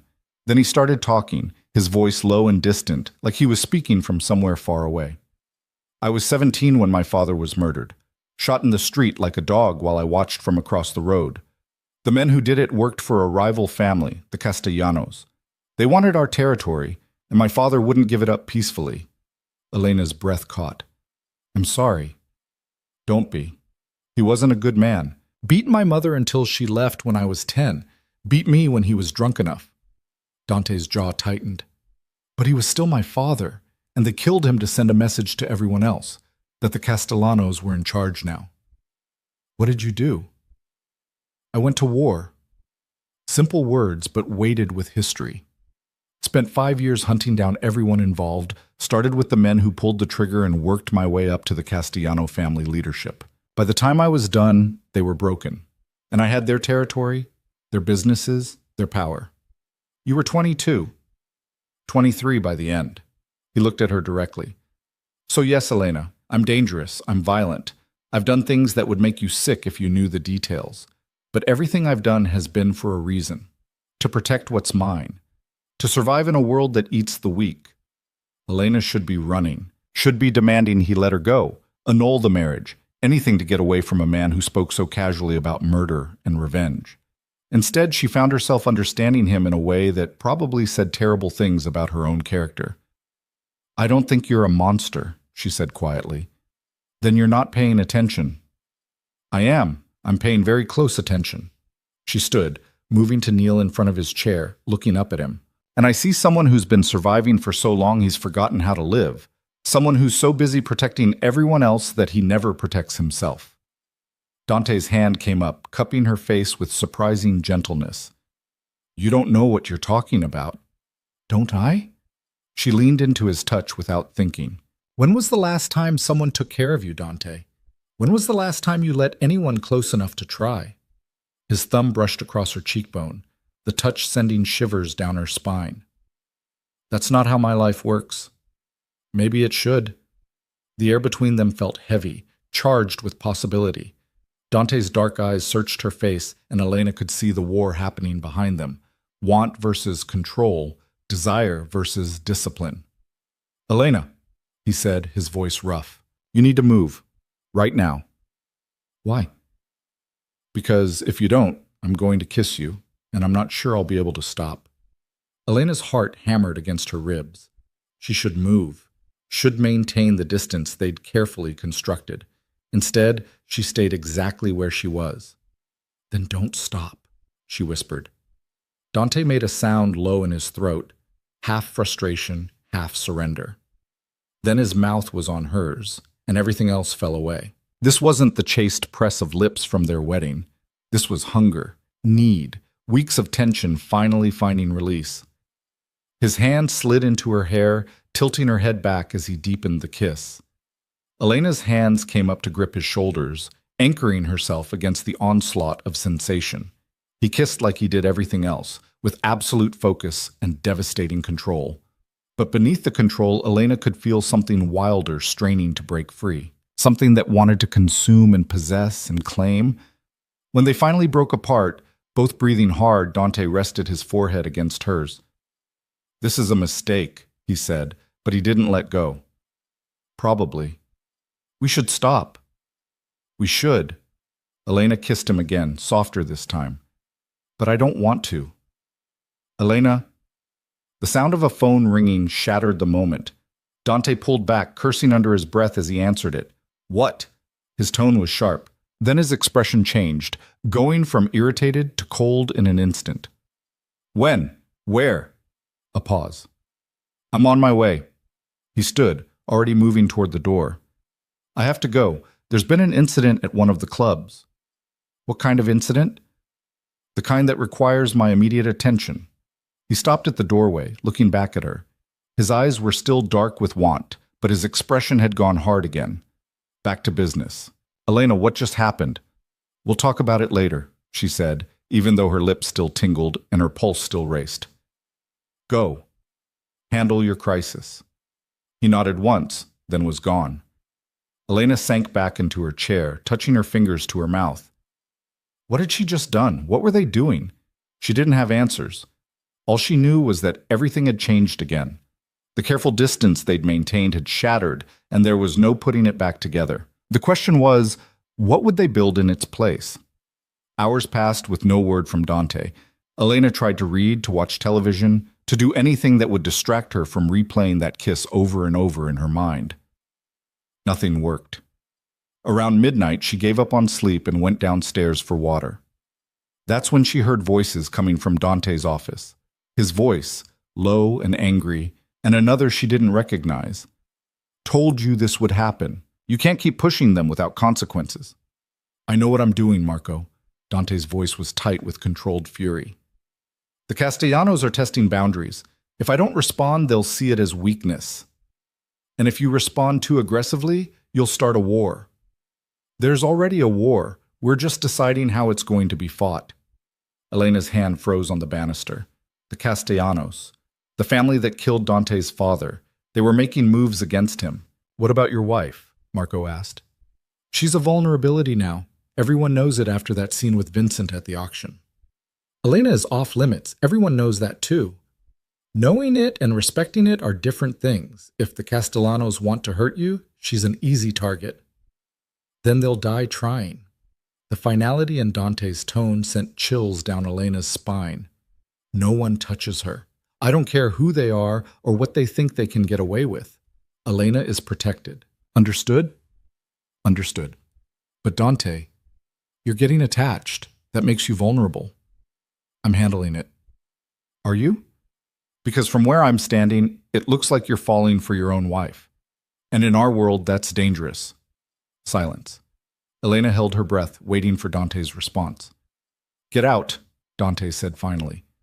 I'll handle the Castellanos. You focus on securing the shipments. Elena heard footsteps and quickly ducked into the kitchen before Marco could see her. She waited until she heard the front door close, then made her way back toward the stairs. Dante was standing in the hallway outside his office, still dressed in the blood-spattered clothes he must have been wearing when he left. He looked exhausted, dangerous, and somehow still impossibly magnetic. How much did you hear? He asked without turning around. Enough. No point in lying. The Castellanos are coming after you. The Castellanos have been coming after me for 15 years. This is nothing new. Marco said I'm a vulnerability. Marco worries too much. Dante finally turned to face her. You're not a vulnerability. He stopped himself. I'm what? Protected. You're protected. That's all that matters. Elena moved closer, not caring that he looked like he'd just come from a war zone. He said you're getting attached. Are you? Dante's jaw tightened. This isn't the time for this conversation. When is the time? After someone tries to use me to get to you. She stepped even closer, close enough to smell copper and gunpowder on his clothes. I heard what you said in there, that no one touches me, that you'd kill anyone who tried. That's not just protection, Dante, that's... Don't. His voice cracked slightly. Don't finish that sentence. Why not? Because I can't... He turned away, his shoulders rigid. Because I can't afford to care about you that way. It makes me weak. It puts you in danger. It's exactly what Marco said, a vulnerability that my enemies will exploit. So what was that kiss? A mistake. But the way he said it, like it hurt him to force out the words, told her everything. Elena walked around to face him, forcing him to look at her. You're lying, to me and to yourself. Elena, you don't understand what you're asking for, the kind of target you're painting on yourself by getting close to me. I'm already close to you. I'm your wife. In name only. Is it? She reached up, touching his face gently despite the blood and the fury written there. Because it doesn't feel like it's just a name anymore. Not to me. And I don't think it's just a name to you either. Dante caught her wrist, his grip gentle despite the tension vibrating through him. You should be afraid of me, of what I am, what I do. That kiss, it shouldn't have happened. I shouldn't want you the way I do. This whole thing is wrong. Why? Because you're not supposed to have feelings? Because men like you aren't allowed to care? Elena held his gaze. That's the stupidest rule I've ever heard. A sound escaped him that might have been a laugh or a sob. You're going to get yourself killed. Then at least I'll die living instead of just surviving. The words hit him like a physical blow. She could see it in his eyes the moment his control finally cracked completely. Then he was kissing her again, harder this time, more desperate. His hands were in her hair, on her waist, pulling her against him like he couldn't get close enough. Elena kissed him back just as fiercely, tasting copper and fury and need. This was reckless, dangerous, everything she shouldn't want, and yet she'd never felt more certain of anything in her life. When they broke apart this time, Dante pressed his forehead to hers, his breathing ragged. I'm terrified, he admitted quietly. For the first time in years, I'm actually terrified, because losing you would destroy me. Then don't lose me. Elena's hands cupped his face. Whatever's coming, we face it together. That's what partners do, remember? Partners. The word seemed to steady him. Okay? Together. He kissed her once more, softer now, like a promise. Then he stepped back, putting space between them, even though it clearly cost him. I need to shower, change. Then we're going to talk about security, real security. His expression had gone serious again. The Castellanos making moves changes things. You're going to have guards with you anytime you leave the property. No arguments. I won't argue. Not about this. Good. He started toward the stairs, then paused. Elena? What Marco said about me falling for you, he wasn't wrong. Before she could respond, he was gone, leaving Elena standing alone in the hallway with her heart racing and her world tilted completely off its axis. She'd come into this marriage expecting a cage. Instead, she'd found something infinitely more dangerous. She'd found a reason to stay. Elena didn't sleep that night. She lay in bed replaying Dante's words, the way his voice had cracked when he admitted he was terrified. The feel of his mouth on hers, desperate and demanding. By the time dawn broke through her windows, she'd given up any pretense of rest. She found him in the kitchen at 6, already dressed and nursing a cup of black coffee. He looked up when she entered, and something in his expression softened. Couldn't sleep either? He asked. No. She poured her own coffee, adding cream and sugar while trying to ignore how aware she was of his presence. Are you going to pretend last night didn't happen? I should. He set down his cup. But I'm done pretending with you. The admission hung between them, honest and raw. Elena moved to sit beside him at the counter, close enough that their arms almost touched. So what now? She asked. Now we deal with reality. Dante's tone shifted, becoming more businesslike. The Castellanos aren't just making noise. They hit one of my clubs last night, trashed it, hurt 2 of my people. It's an escalation. Why now? You said they've been at war with you for years. Because they think they found a weakness. He looked at her directly. You. They saw what happened at the auction with Vincent. They know I defended you publicly, and now they're going to test whether I meant it. Elena's stomach tightened. By coming after me. They'll try, but I won't let them get close. He pulled out his phone, showing her a security feed. I've doubled the guard rotation. There are cameras on every entrance, motion sensors on the perimeter. No one gets in or out without us knowing about it. You're turning this place into a fortress. I already had. Now I'm just making it tighter. He closed the phone. Elena, I need you to promise me something. Promise. If anything feels wrong, if you see anyone suspicious, if something happens that scares you, you call me immediately. Not security, me. Understood? Understood. I mean it. His hand found hers on the counter, threading their fingers together. I can't lose you. I won't survive it. The vulnerability in his voice made her chest ache. You won't lose me. I'm not that easy to get rid of. A ghost of a smile touched his lips. No, you're not. He stood, pulling her up with him. Come on, I want to show you something. He led her to the command center, the room where he'd first shown her the truth of his empire. But this time he pulled up different screens. Blueprints of the mansion, safe routes, emergency protocols. If something happens and we get separated, you follow this path. His finger traced a route on the screen. Through the kitchen, down to the wine cellar. There's a door behind the last rack that leads to a tunnel. It comes out 2 blocks away in a building I own. There's always a car waiting there with keys in the ignition and cash in the glove box. Elena stared at the elaborate escape plan. You've really thought this through. I've had years to plan for every possible scenario. He pulled up another screen showing various safe houses scattered throughout the city. If we can't get back here, these are the backup locations. They're all stocked with supplies, weapons, everything we'd need to lay low for a while.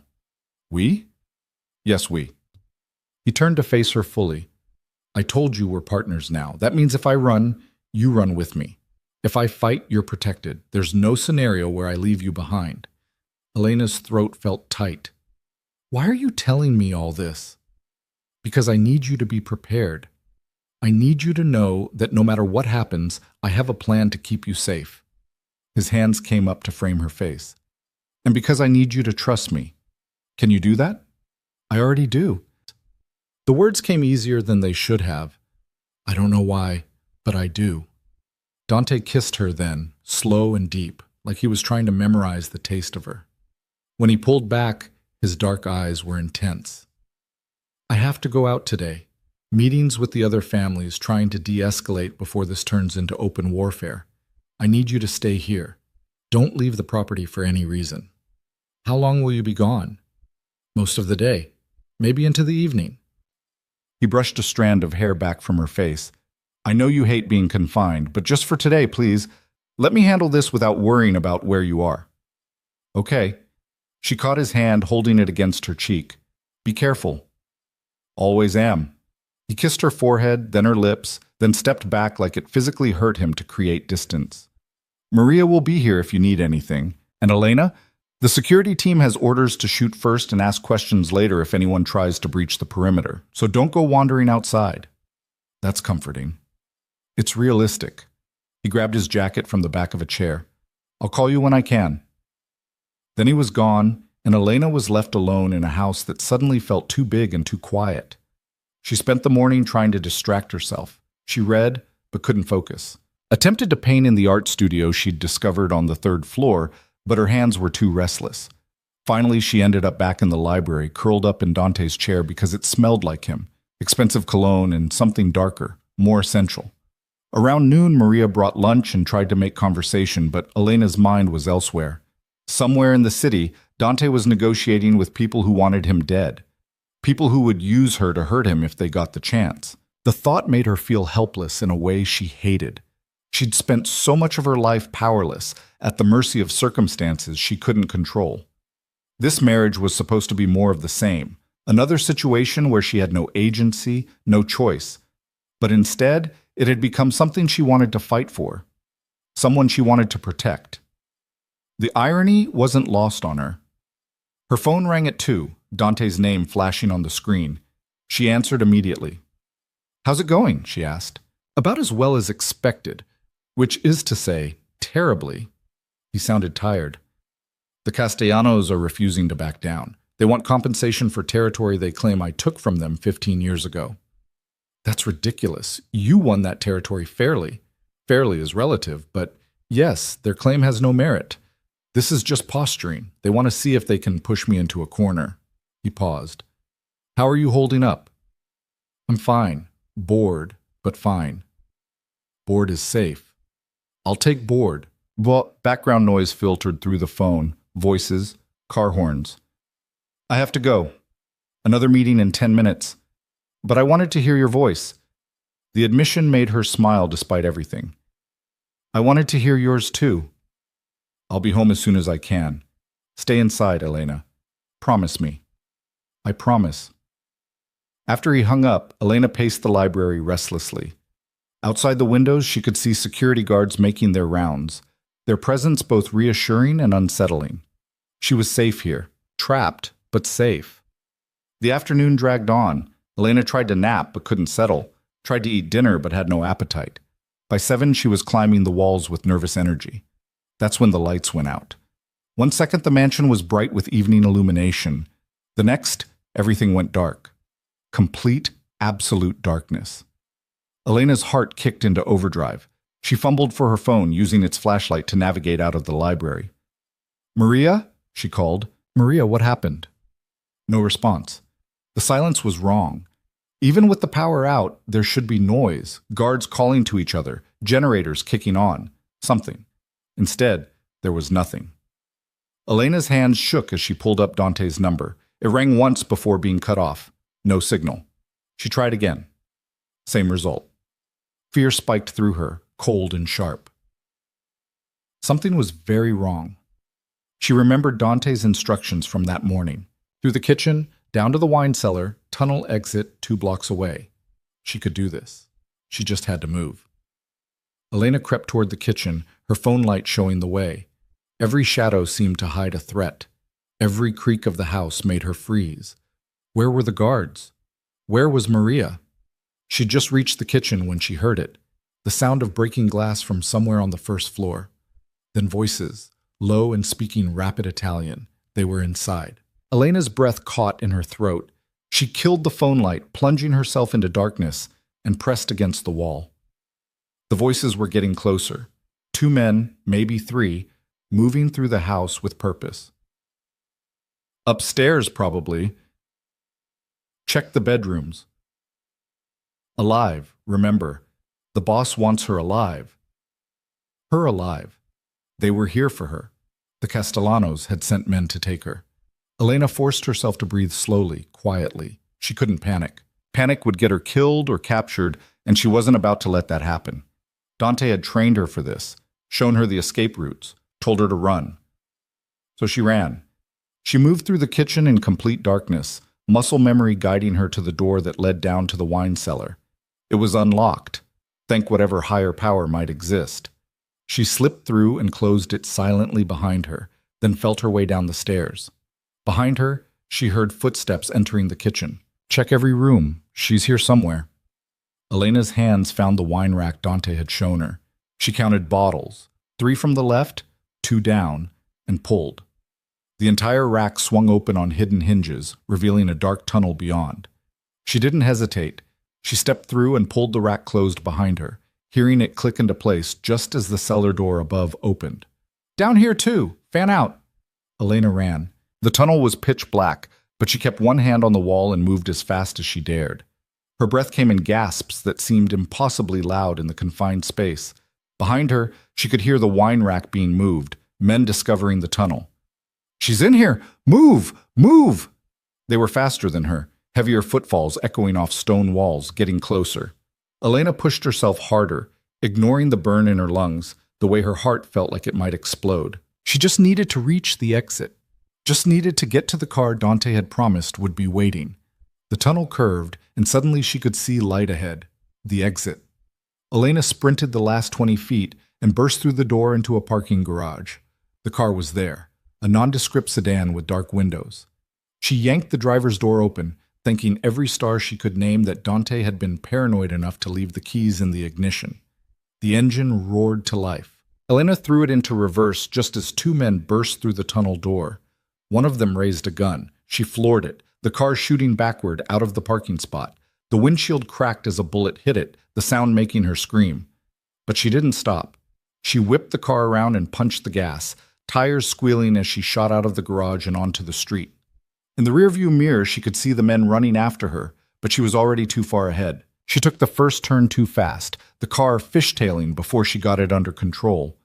Then she was flying through dark streets, her hands white-knuckled on the wheel, her whole body shaking with adrenaline. She'd escaped. Somehow, impossibly, she'd escaped. But now what? She couldn't go back to the mansion. They were there, waiting. She couldn't go to her father's house. That would be the first place they'd look. And her phone had no signal, which meant she couldn't call Dante. Elena's mind raced. The safe houses. Dante had shown her safe houses. She tried to remember the locations he'd pointed out on the screen. One was in the warehouse district, near the port.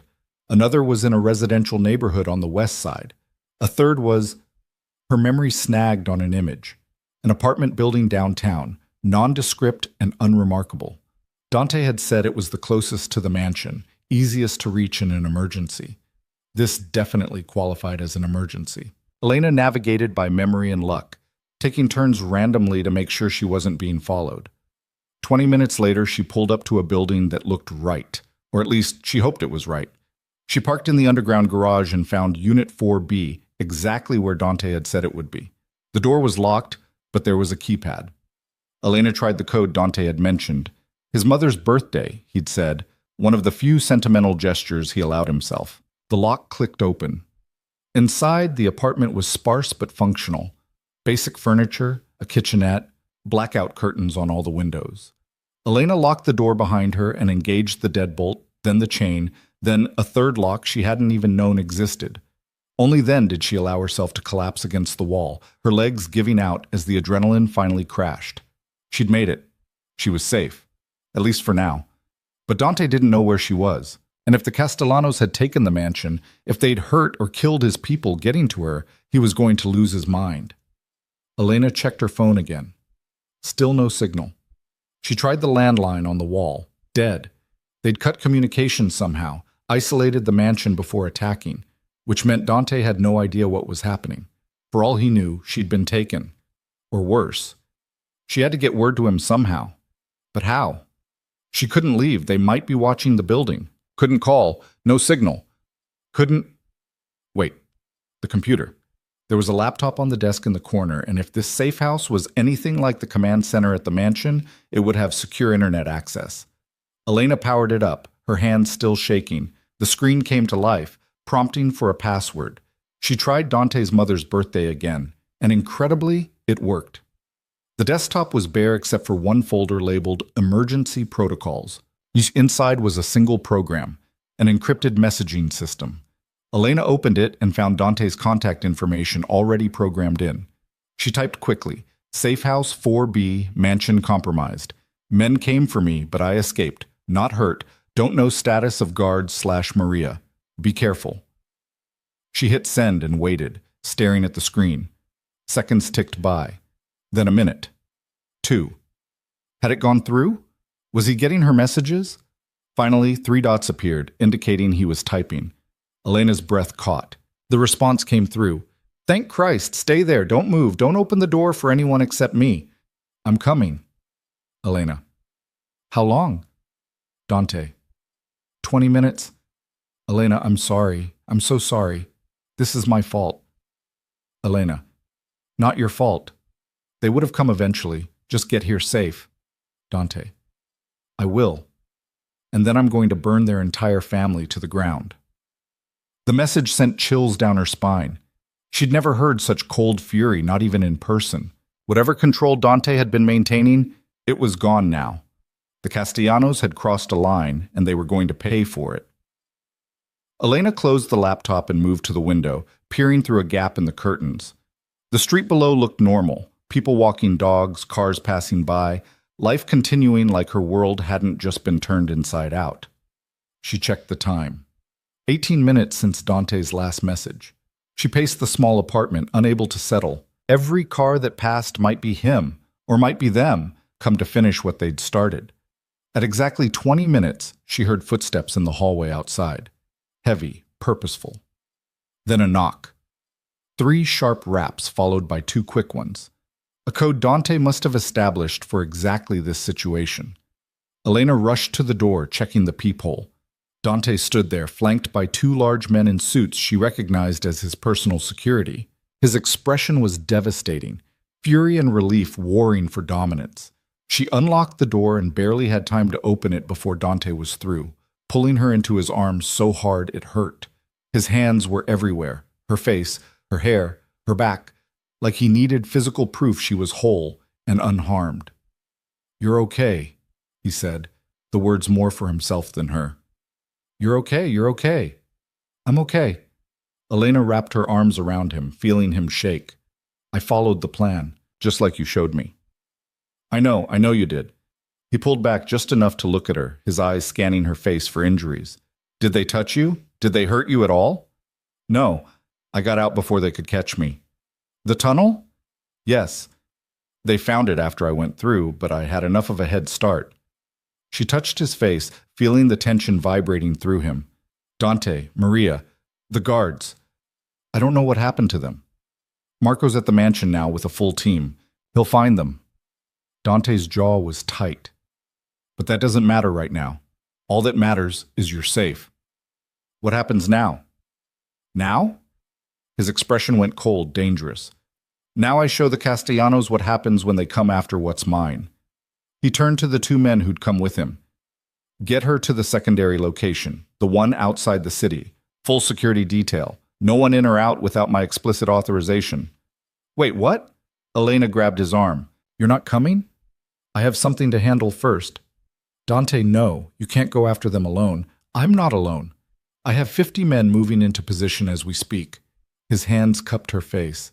Elena, I need to do this. They violated my home, threatened my wife.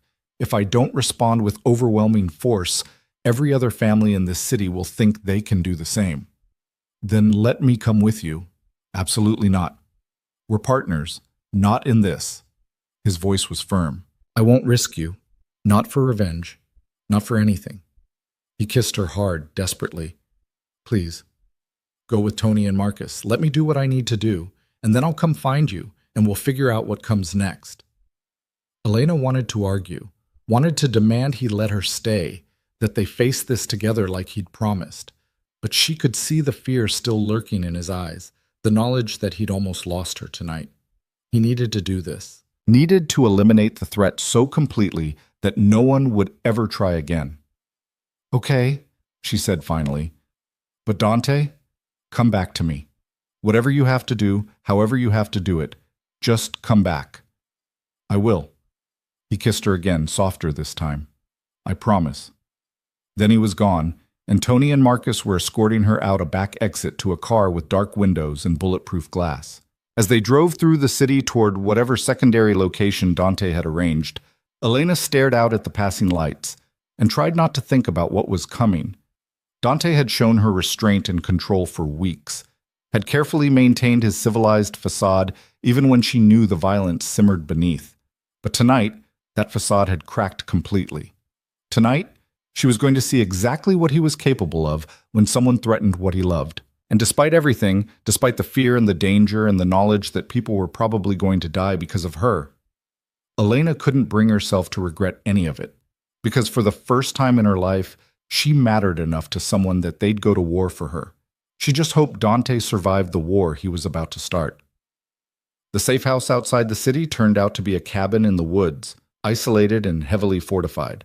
Tony and Marcus positioned themselves at strategic points, while Elena was shown to a bedroom with reinforced windows and a door that locked from the inside. She sat on the bed, still wearing the clothes she'd been in when the attack happened, and waited. Checked her phone obsessively, even though there was no signal out here. Paced when sitting became unbearable. Tried not to imagine the worst. Hours passed. Midnight came and went. Elena dozed fitfully, jerking awake at every sound. When dawn finally broke through the windows, she was exhausted but couldn't sleep. At 7 in the morning, she heard a car approaching. Elena jumped up, pressing her face to the window. A familiar black sedan was pulling up the long driveway, and when the driver's door opened, Dante stepped out. He was alive. Whole. Covered in blood that probably wasn't his clothes ruined, but alive. Elena ran. She didn't care that Tony and Marcus were watching, didn't care that she was supposed to wait for clearance. She burst out the front door and threw herself at Dante, who caught her and held on like she was the only thing keeping him upright. "It's done," he said quietly. "The Castellanos are finished. Permanently." "How many?" Elena asked, not sure she wanted to know. "Enough." He pulled back to look at her. "Their leadership is gone. The ones who ordered the attack, who sent men to my home, they're not a threat anymore, to anyone." Elena should be horrified. Should be demanding details, asking questions about how many people had died tonight because of her. Instead, she just held him tighter. "Maria?" she asked. "Safe." They'd locked her and 2 of the guards in the cellar. "The others?" His voice went flat. 3 dead. Another 2 in the hospital. Good men who died protecting you. Guilt crashed over Elena. "Dante, I'm so sorry." "Don't." His voice was fierce. "Don't you dare apologize for someone else's decision to attack. This isn't your fault. It's theirs. And they paid for it." "What happens now?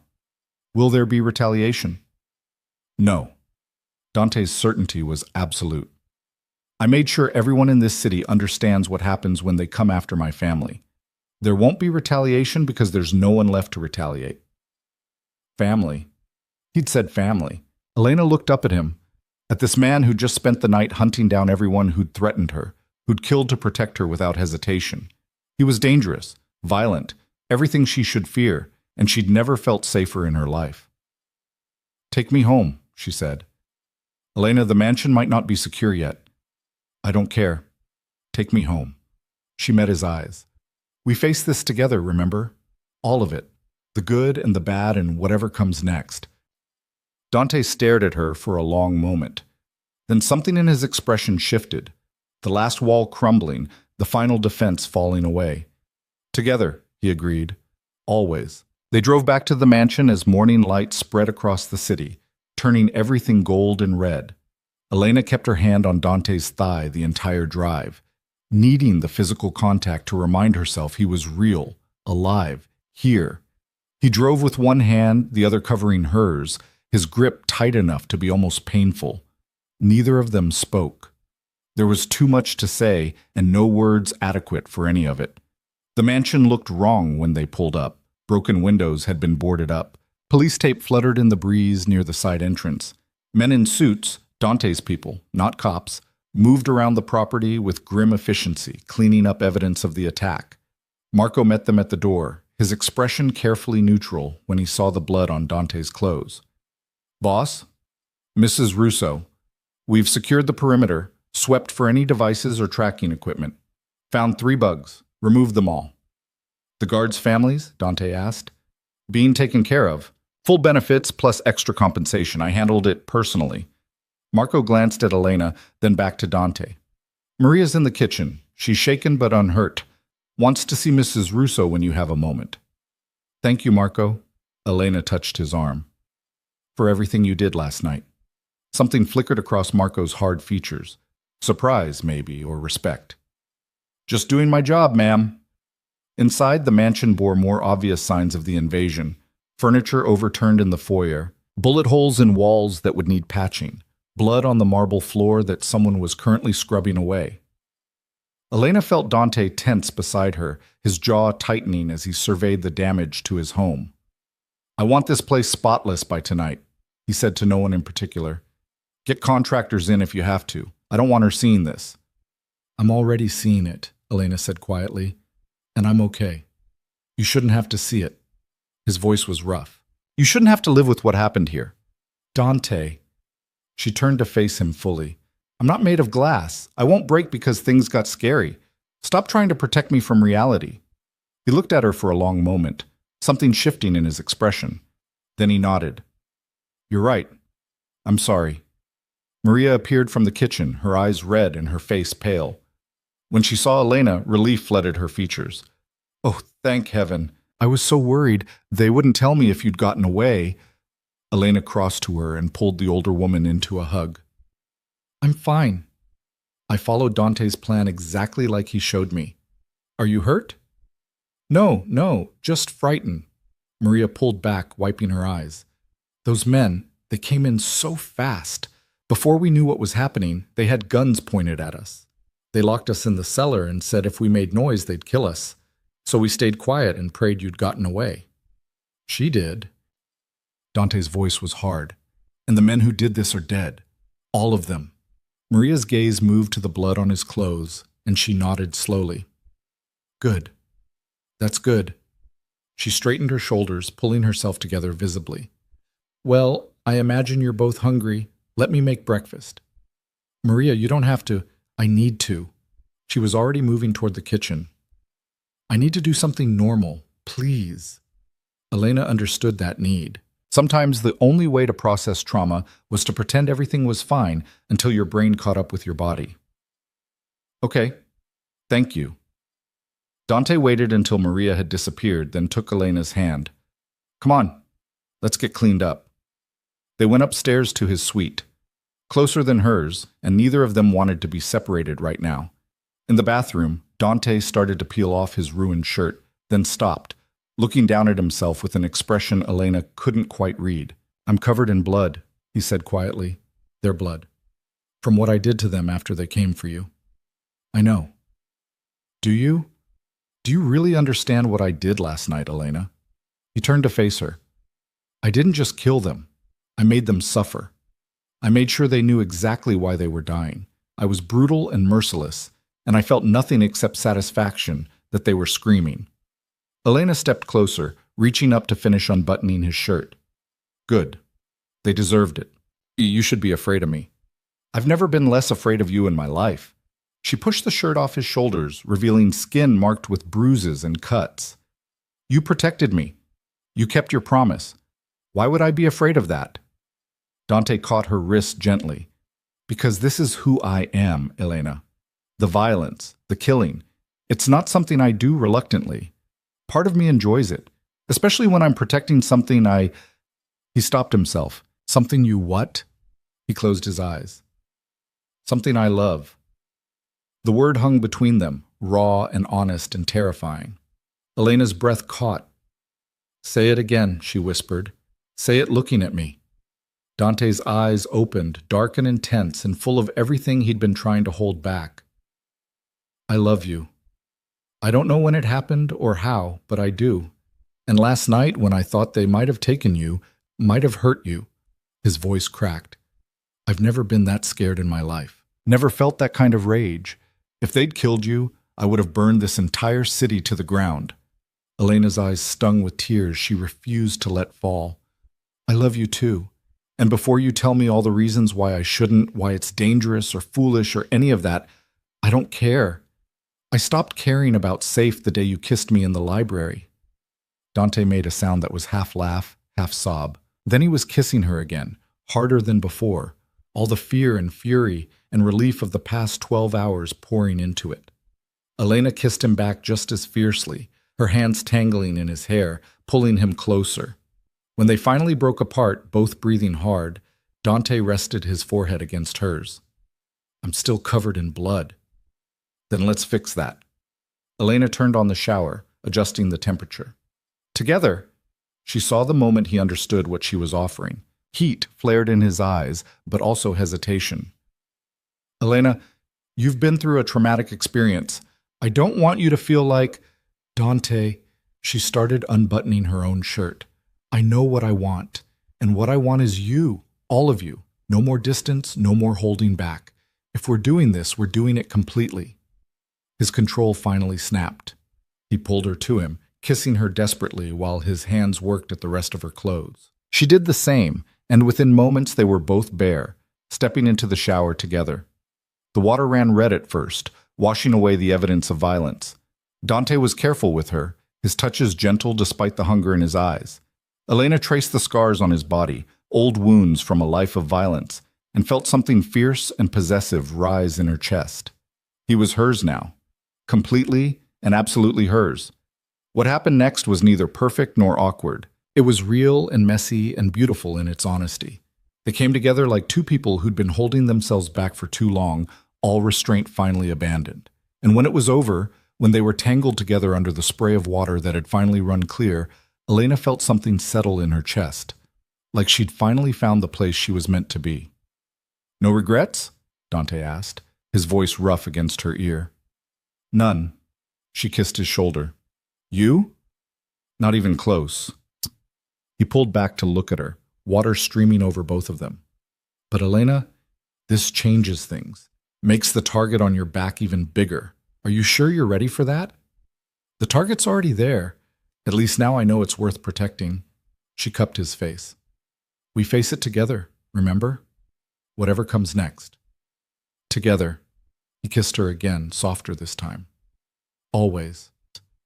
They eventually made it downstairs, both clean and wearing comfortable clothes, to find Maria had prepared enough food to feed an army. She took one look at them, at the way they stood close together, the way Dante's hand rested possessively on Elena's lower back, and smiled. "It's about time," was all she said. Over breakfast, Marco appeared with updates. The Castellano properties have been divided up among the other families as reparations for the instability they caused. No one's contesting it.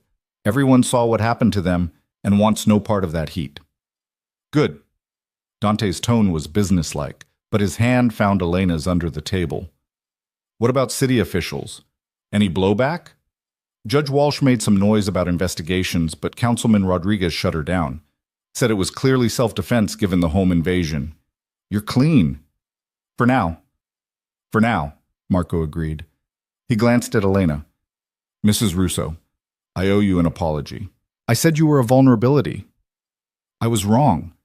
The way you handled yourself last night, escaping, getting to the safe house, keeping your head, that took serious guts." Elena felt herself flush. "I just followed the plan Dante showed me." "A lot of people would have frozen. You didn't." Marco stood. "You're good for him. Makes him more careful, more strategic. That's valuable in this business." After Marco left, Elena turned to Dante. "He's right, you know, about me making you more careful. Is that a bad thing?" "No, but it means you can't go rushing into danger trying to protect me.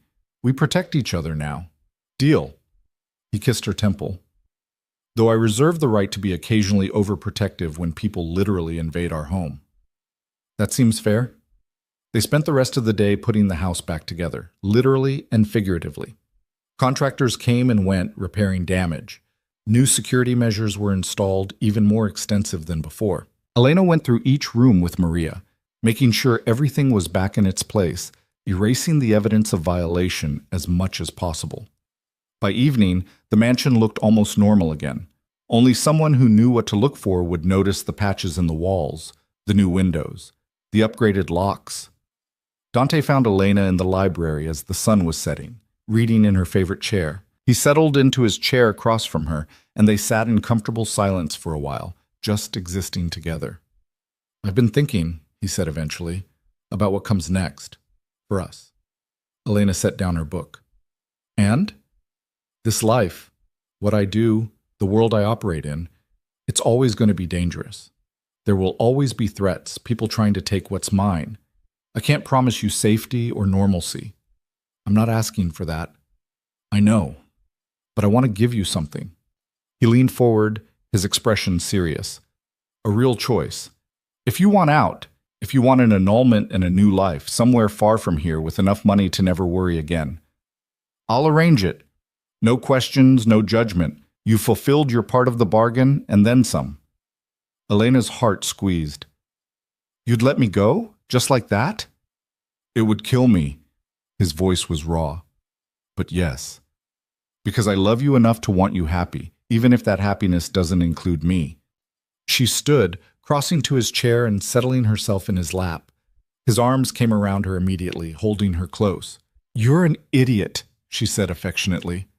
"I'm not going anywhere." "Elena, I mean it. You think I survived last night just to leave you? You think I fell in love with you by accident?" She kissed him softly. "I choose this. I choose you. The danger, the violence, the impossible life, all of it, because you're worth it."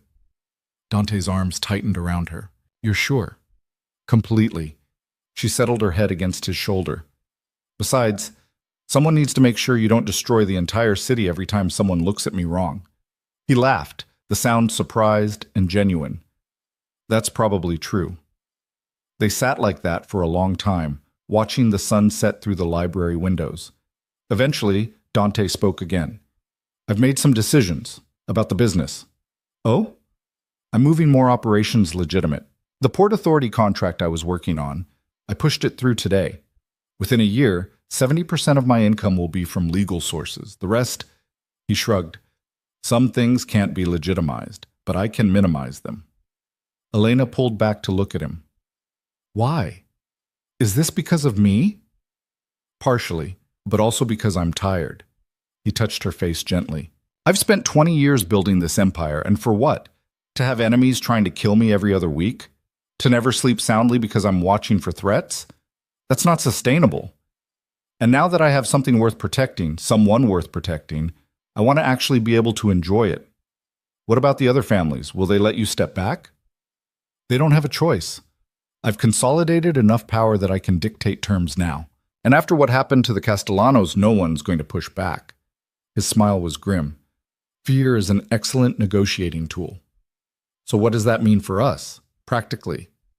"It means fewer late-night emergencies.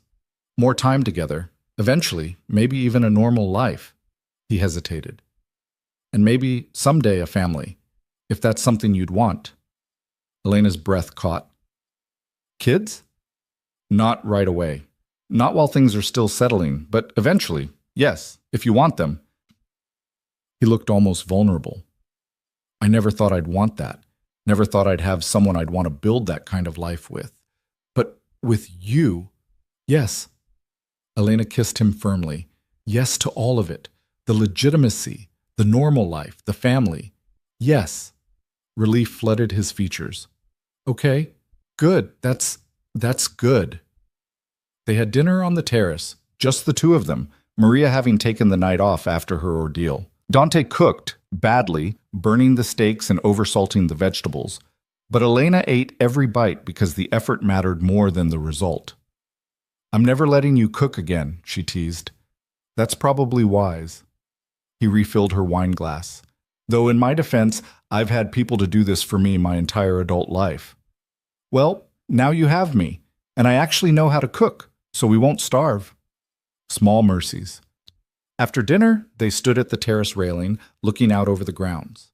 New security lights illuminated the perimeter, making the darkness beyond seem absolute by comparison. "Do you ever regret it?" Elena asked. "The path you took, the choices you made." Dante was quiet for a moment. "Sometimes. Usually when I'm tallying up the cost, the people I've lost, The relationships I've sacrificed, the parts of myself I've killed to survive. He pulled her closer. But then I think about where I'd be if I'd made different choices. Probably dead in a gutter somewhere. And I definitely wouldn't have you. So no, I don't regret it. Even after last night? Especially after last night. He turned her to face him. Because last night proved that I built something worth defending. That I have people who are loyal, security that works, and a wife who's brave enough to run instead of freeze. That's more than most people in my position can say. Elena thought about that. About the strange life she'd stumbled into, the dangerous man she'd fallen in love with, the person she was becoming in response to both. A month ago, she'd been invisible, powerless. Now she was learning to navigate a world of violence and power, finding her place in it. I'm different now, she said, than I was before. Is that bad? Different how? Stronger, less afraid. She met his gaze, more willing to accept that some things require violence to protect. That's not how I was raised to think. No one's raised to think that way. It's something you learn when you need to survive.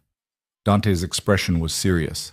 But Elena, you're still you, still kind, still compassionate. You just have sharper edges now. That's not a bad thing. It's evolution.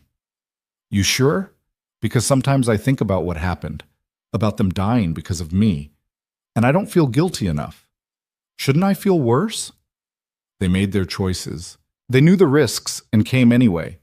Their deaths aren't on your conscience. He kissed her forehead. But if you do start feeling guilty, we'll deal with it, together. That's what partners do. Together, Elena echoed, the word feeling like a promise. The next few weeks passed in a strange kind of peace. The city settled into new power structures with Dante at the apex and no one willing to challenge him. Contractors finished repairs on the mansion. Elena's things were fully integrated into the house until it was impossible to tell which spaces had been his and which were hers. Everything was theirs now. She met with the families of the guards who'd died protecting her, attending funerals and making sure their widows knew they'd be taken care of. It was hard, facing the cost of her safety in such concrete terms. But it was necessary. These people had sacrificed for her. The least she could do was acknowledge it. Dante kept his promise about legitimizing operations. Elena sat in on meetings sometimes, watching him negotiate with city officials and business partners. He was brilliant at it, strategic and ruthless and somehow charming when he needed to be. Slowly, the Russo name became associated with legitimate power instead of just criminal enterprise. They fell into routines. Morning coffee together, lunch on the terrace when weather permitted, evenings in the library, or watching movies in the media room Dante had built on the third floor. They learned each other's rhythms, preferences, the small intimacies that built a real marriage. The physical side of their relationship was equally revelatory. Dante was careful with her at first, afraid of pushing too hard. But Elena learned to demand what she wanted, and he learned to trust that she wouldn't break. They found a balance between tenderness and passion, control and surrender. 3 weeks after the attack, Elena woke to find Dante already dressed, standing at the bedroom window. "Everything okay?" she asked, sitting up. "Fine. Just thinking." He turned to face her. "I have a meeting this afternoon. With Vincent Marconi." Elena tensed. "Why?" "Because he's been running his mouth again. Nothing directly threatening, but enough that people are starting to wonder if I've gotten soft. I need to remind him why that's a bad assumption." "Are you going to hurt him?" "Only if I have to." Dante crossed to the bed, sitting beside her. "But I wanted you to know. No more secrets between us, right?" "Right." Elena took his hand. "Be careful." "Always am." He returned that evening in a good mood, which Elena took as a positive sign. "Vincent and I came to an understanding," was all he'd say about it. "He won't be a problem anymore." Elena decided she didn't need more details than that. A month passed, then 2. Life settled into something resembling normalcy, or at least the closest approximation their lives would allow. Elena started volunteering at a children's literacy program, something safe that Dante approved and that gave her purpose beyond being Mrs. Russo. She even convinced him to donate money for a new library wing, which earned them both positive press coverage. "Look at you," Dante teased, reading the newspaper article. "Philanthropist, society wife, What's next, charity galas? Don't even joke. I'll make you attend them. I know, that's what scares me. They were happy. Genuinely, surprisingly happy. The kind of happiness Elena had never expected to find in an arranged marriage to a crime lord. 3 months after the attack, Dante came home early with a strange expression on his face. Elena looked up from her book, immediately alert. What happened? Nothing bad. He sat beside her, taking her hands. Judge Walsh resigned today. Effective immediately, she's moving out of state. Elena blinked. Why? Because I had a conversation with her about how holding grudges against people who've done nothing to you personally is unwise, about how her son's problems were his own making, not mine, about how continuing to make my life difficult would result in me making hers significantly worse. Dante. I didn't threaten her. His tone was firm. I just made the situation very clear, and she made the smart choice. Elena should probably object to the implied intimidation. Instead, she found herself asking, is she really going to leave? Her house is already on the market. She's taking a position with a law firm in another state. She'll be gone within the month. He studied her face. You think I went too far? I think you protected us. Again. Elena leaned in to kiss him. Thank you. You're welcome. Though I'm starting to think my protective instincts are creating a pattern. A good pattern. Maybe. He pulled her into his lap, settling her against his chest. How do you feel about a vacation, somewhere tropical, just us, for a week? No business, no security concerns, just beach and sun and nothing to do. That sounds perfect. Elena nestled closer. When? Next month. I'm clearing my schedule.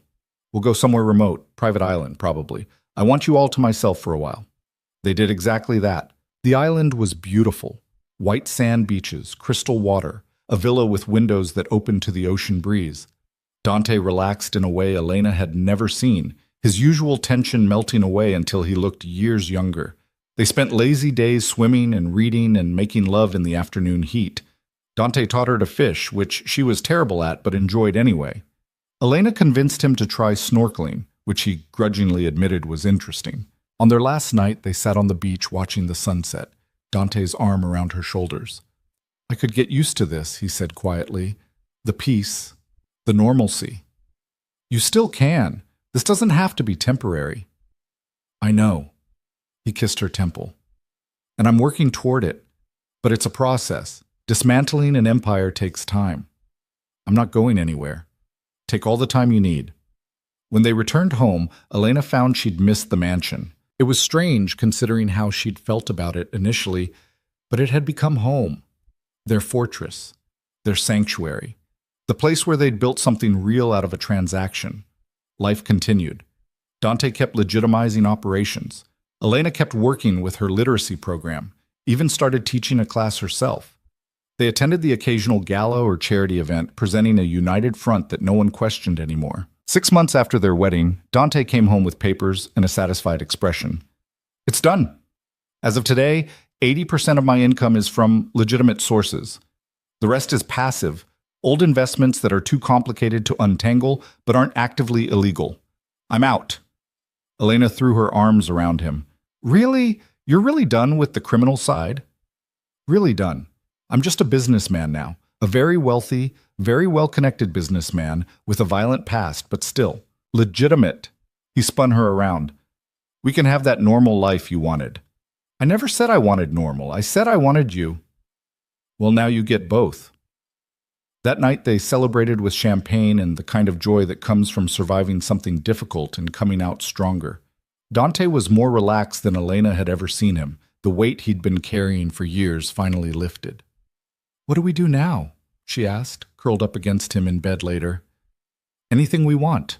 He stroked her hair. Travel. Build legitimate businesses. Maybe start that family we talked about. Elena's heart skipped. You still want that? More than ever. He rolled to face her. I want kids with you, Elena. Want to build something that lasts beyond violence and power. Want to create a legacy that's about more than fear. When? Whenever you're ready. There's no rush. Elena thought about it. Thought about raising children in this mansion, teaching them to be strong and kind and strategic. Thought about watching Dante be a father, fierce and protective and surprisingly gentle. Soon, she said. Let's do it soon. Dante's smile was brilliant. Yeah? Yeah. She kissed him. We survived everything else. We can handle this too. Together. Always together. A year after their wedding, Elena stood in the cathedral where she'd married Dante, not for another ceremony, but for a charity event she'd organized. The space was filled with children from her literacy program, reading aloud to an audience of donors and supporters. Dante stood beside her, watching with an expression of quiet pride. His hand rested on her lower back, a gesture that had become automatic, comfortable. You did good, he murmured. This is going to help a lot of kids. We did good, she corrected. Your donation made it possible. Our donation. He pulled her closer. We're a unit now, remember?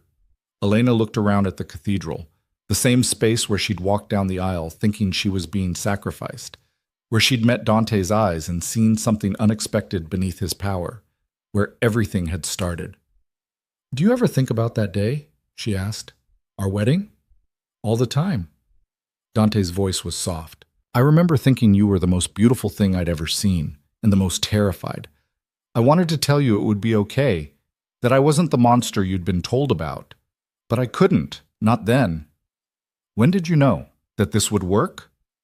The dinner party, when you stood up to Judge Walsh and defended me without hesitation, that's when I knew you were stronger than anyone gave you credit for. He turned her to face him. When did you know? The library, when you kissed me and everything else fell away. Elena smiled. Though I think part of me knew from the beginning, when you promised you wouldn't hurt me. I believed you then, even when I shouldn't have. Your instincts were good. They were. I chose you, and I'd choose you again, every time. Dante kissed her, not caring that they were in public, that people were watching. I love you, Elena Russo, more than I ever thought I could love anyone. I love you too. They stayed for the rest of the event, mingling with donors and watching children perform. When it was over, they drove home through the city that had become theirs, not through fear and violence, but through strategy and legitimate power. The mansion waited for them, lit up against the evening sky. Guards still patrolled the perimeter. Some things never changed, but the atmosphere was different now. Less fortress, more home. Inside, Maria had dinner waiting. They ate together, talking about the event and plans for the week ahead. Normal domestic conversation. The kind Elena had dreamed of but never expected to have. After dinner, Dante led her to his office. Their office now, since Elena had taken over managing the legitimate businesses. He pulled out a folder and handed it to her. What's this? She asked, opening it. Paperwork. For a foundation I want to start, using some of the money from liquidating my criminal assets. It'll focus on supporting families who've lost breadwinners to violence, education funds for the kids, job training for the widows, that sort of thing. Elena looked up at him, tears stinging her eyes. Dante, this is amazing. I can't undo the damage I've done. Can't bring back the people I've killed or hurt, but I can try to make something good come from it. He took her hands. I want our legacy to be more than just survival. I want it to be about building something better. We will. Elena kissed him, tasting salt from tears she didn't remember shedding. We already are. That night, lying in bed with Dante's arms around her, Elena thought about the journey that had brought them here. From a terrified girl walking down an aisle to a woman who'd found her strength in the most unexpected place. From a forced marriage to a partnership that had been tested by fire and come out stronger. She'd been sold to save her father's debts. Had married a man she feared and didn't know. Had every reason to expect a life of misery and control. Instead, she'd found love, power, purpose. A place where she mattered, not despite the danger, but because of it. Because someone had seen her worth and fought to protect it with everything he had. The king no longer stood alone, and the woman who'd once walked in fear now stood beside him, unshaken, crowned by her own will. They'd built something real from a transaction, something lasting from something temporary. And whatever came next, whatever challenges or threats or changes, they'd face it together. always together. Elena fell asleep with Dante's heartbeat steady beneath her ear, knowing that she was exactly where she was meant to be, that she'd finally found home in the last place she'd ever expected to look, in the arms of the man who'd bought her freedom by making her his wife, and then given her something far more valuable. He'd given her a choice, and she'd chosen him. Every single day, she chose him.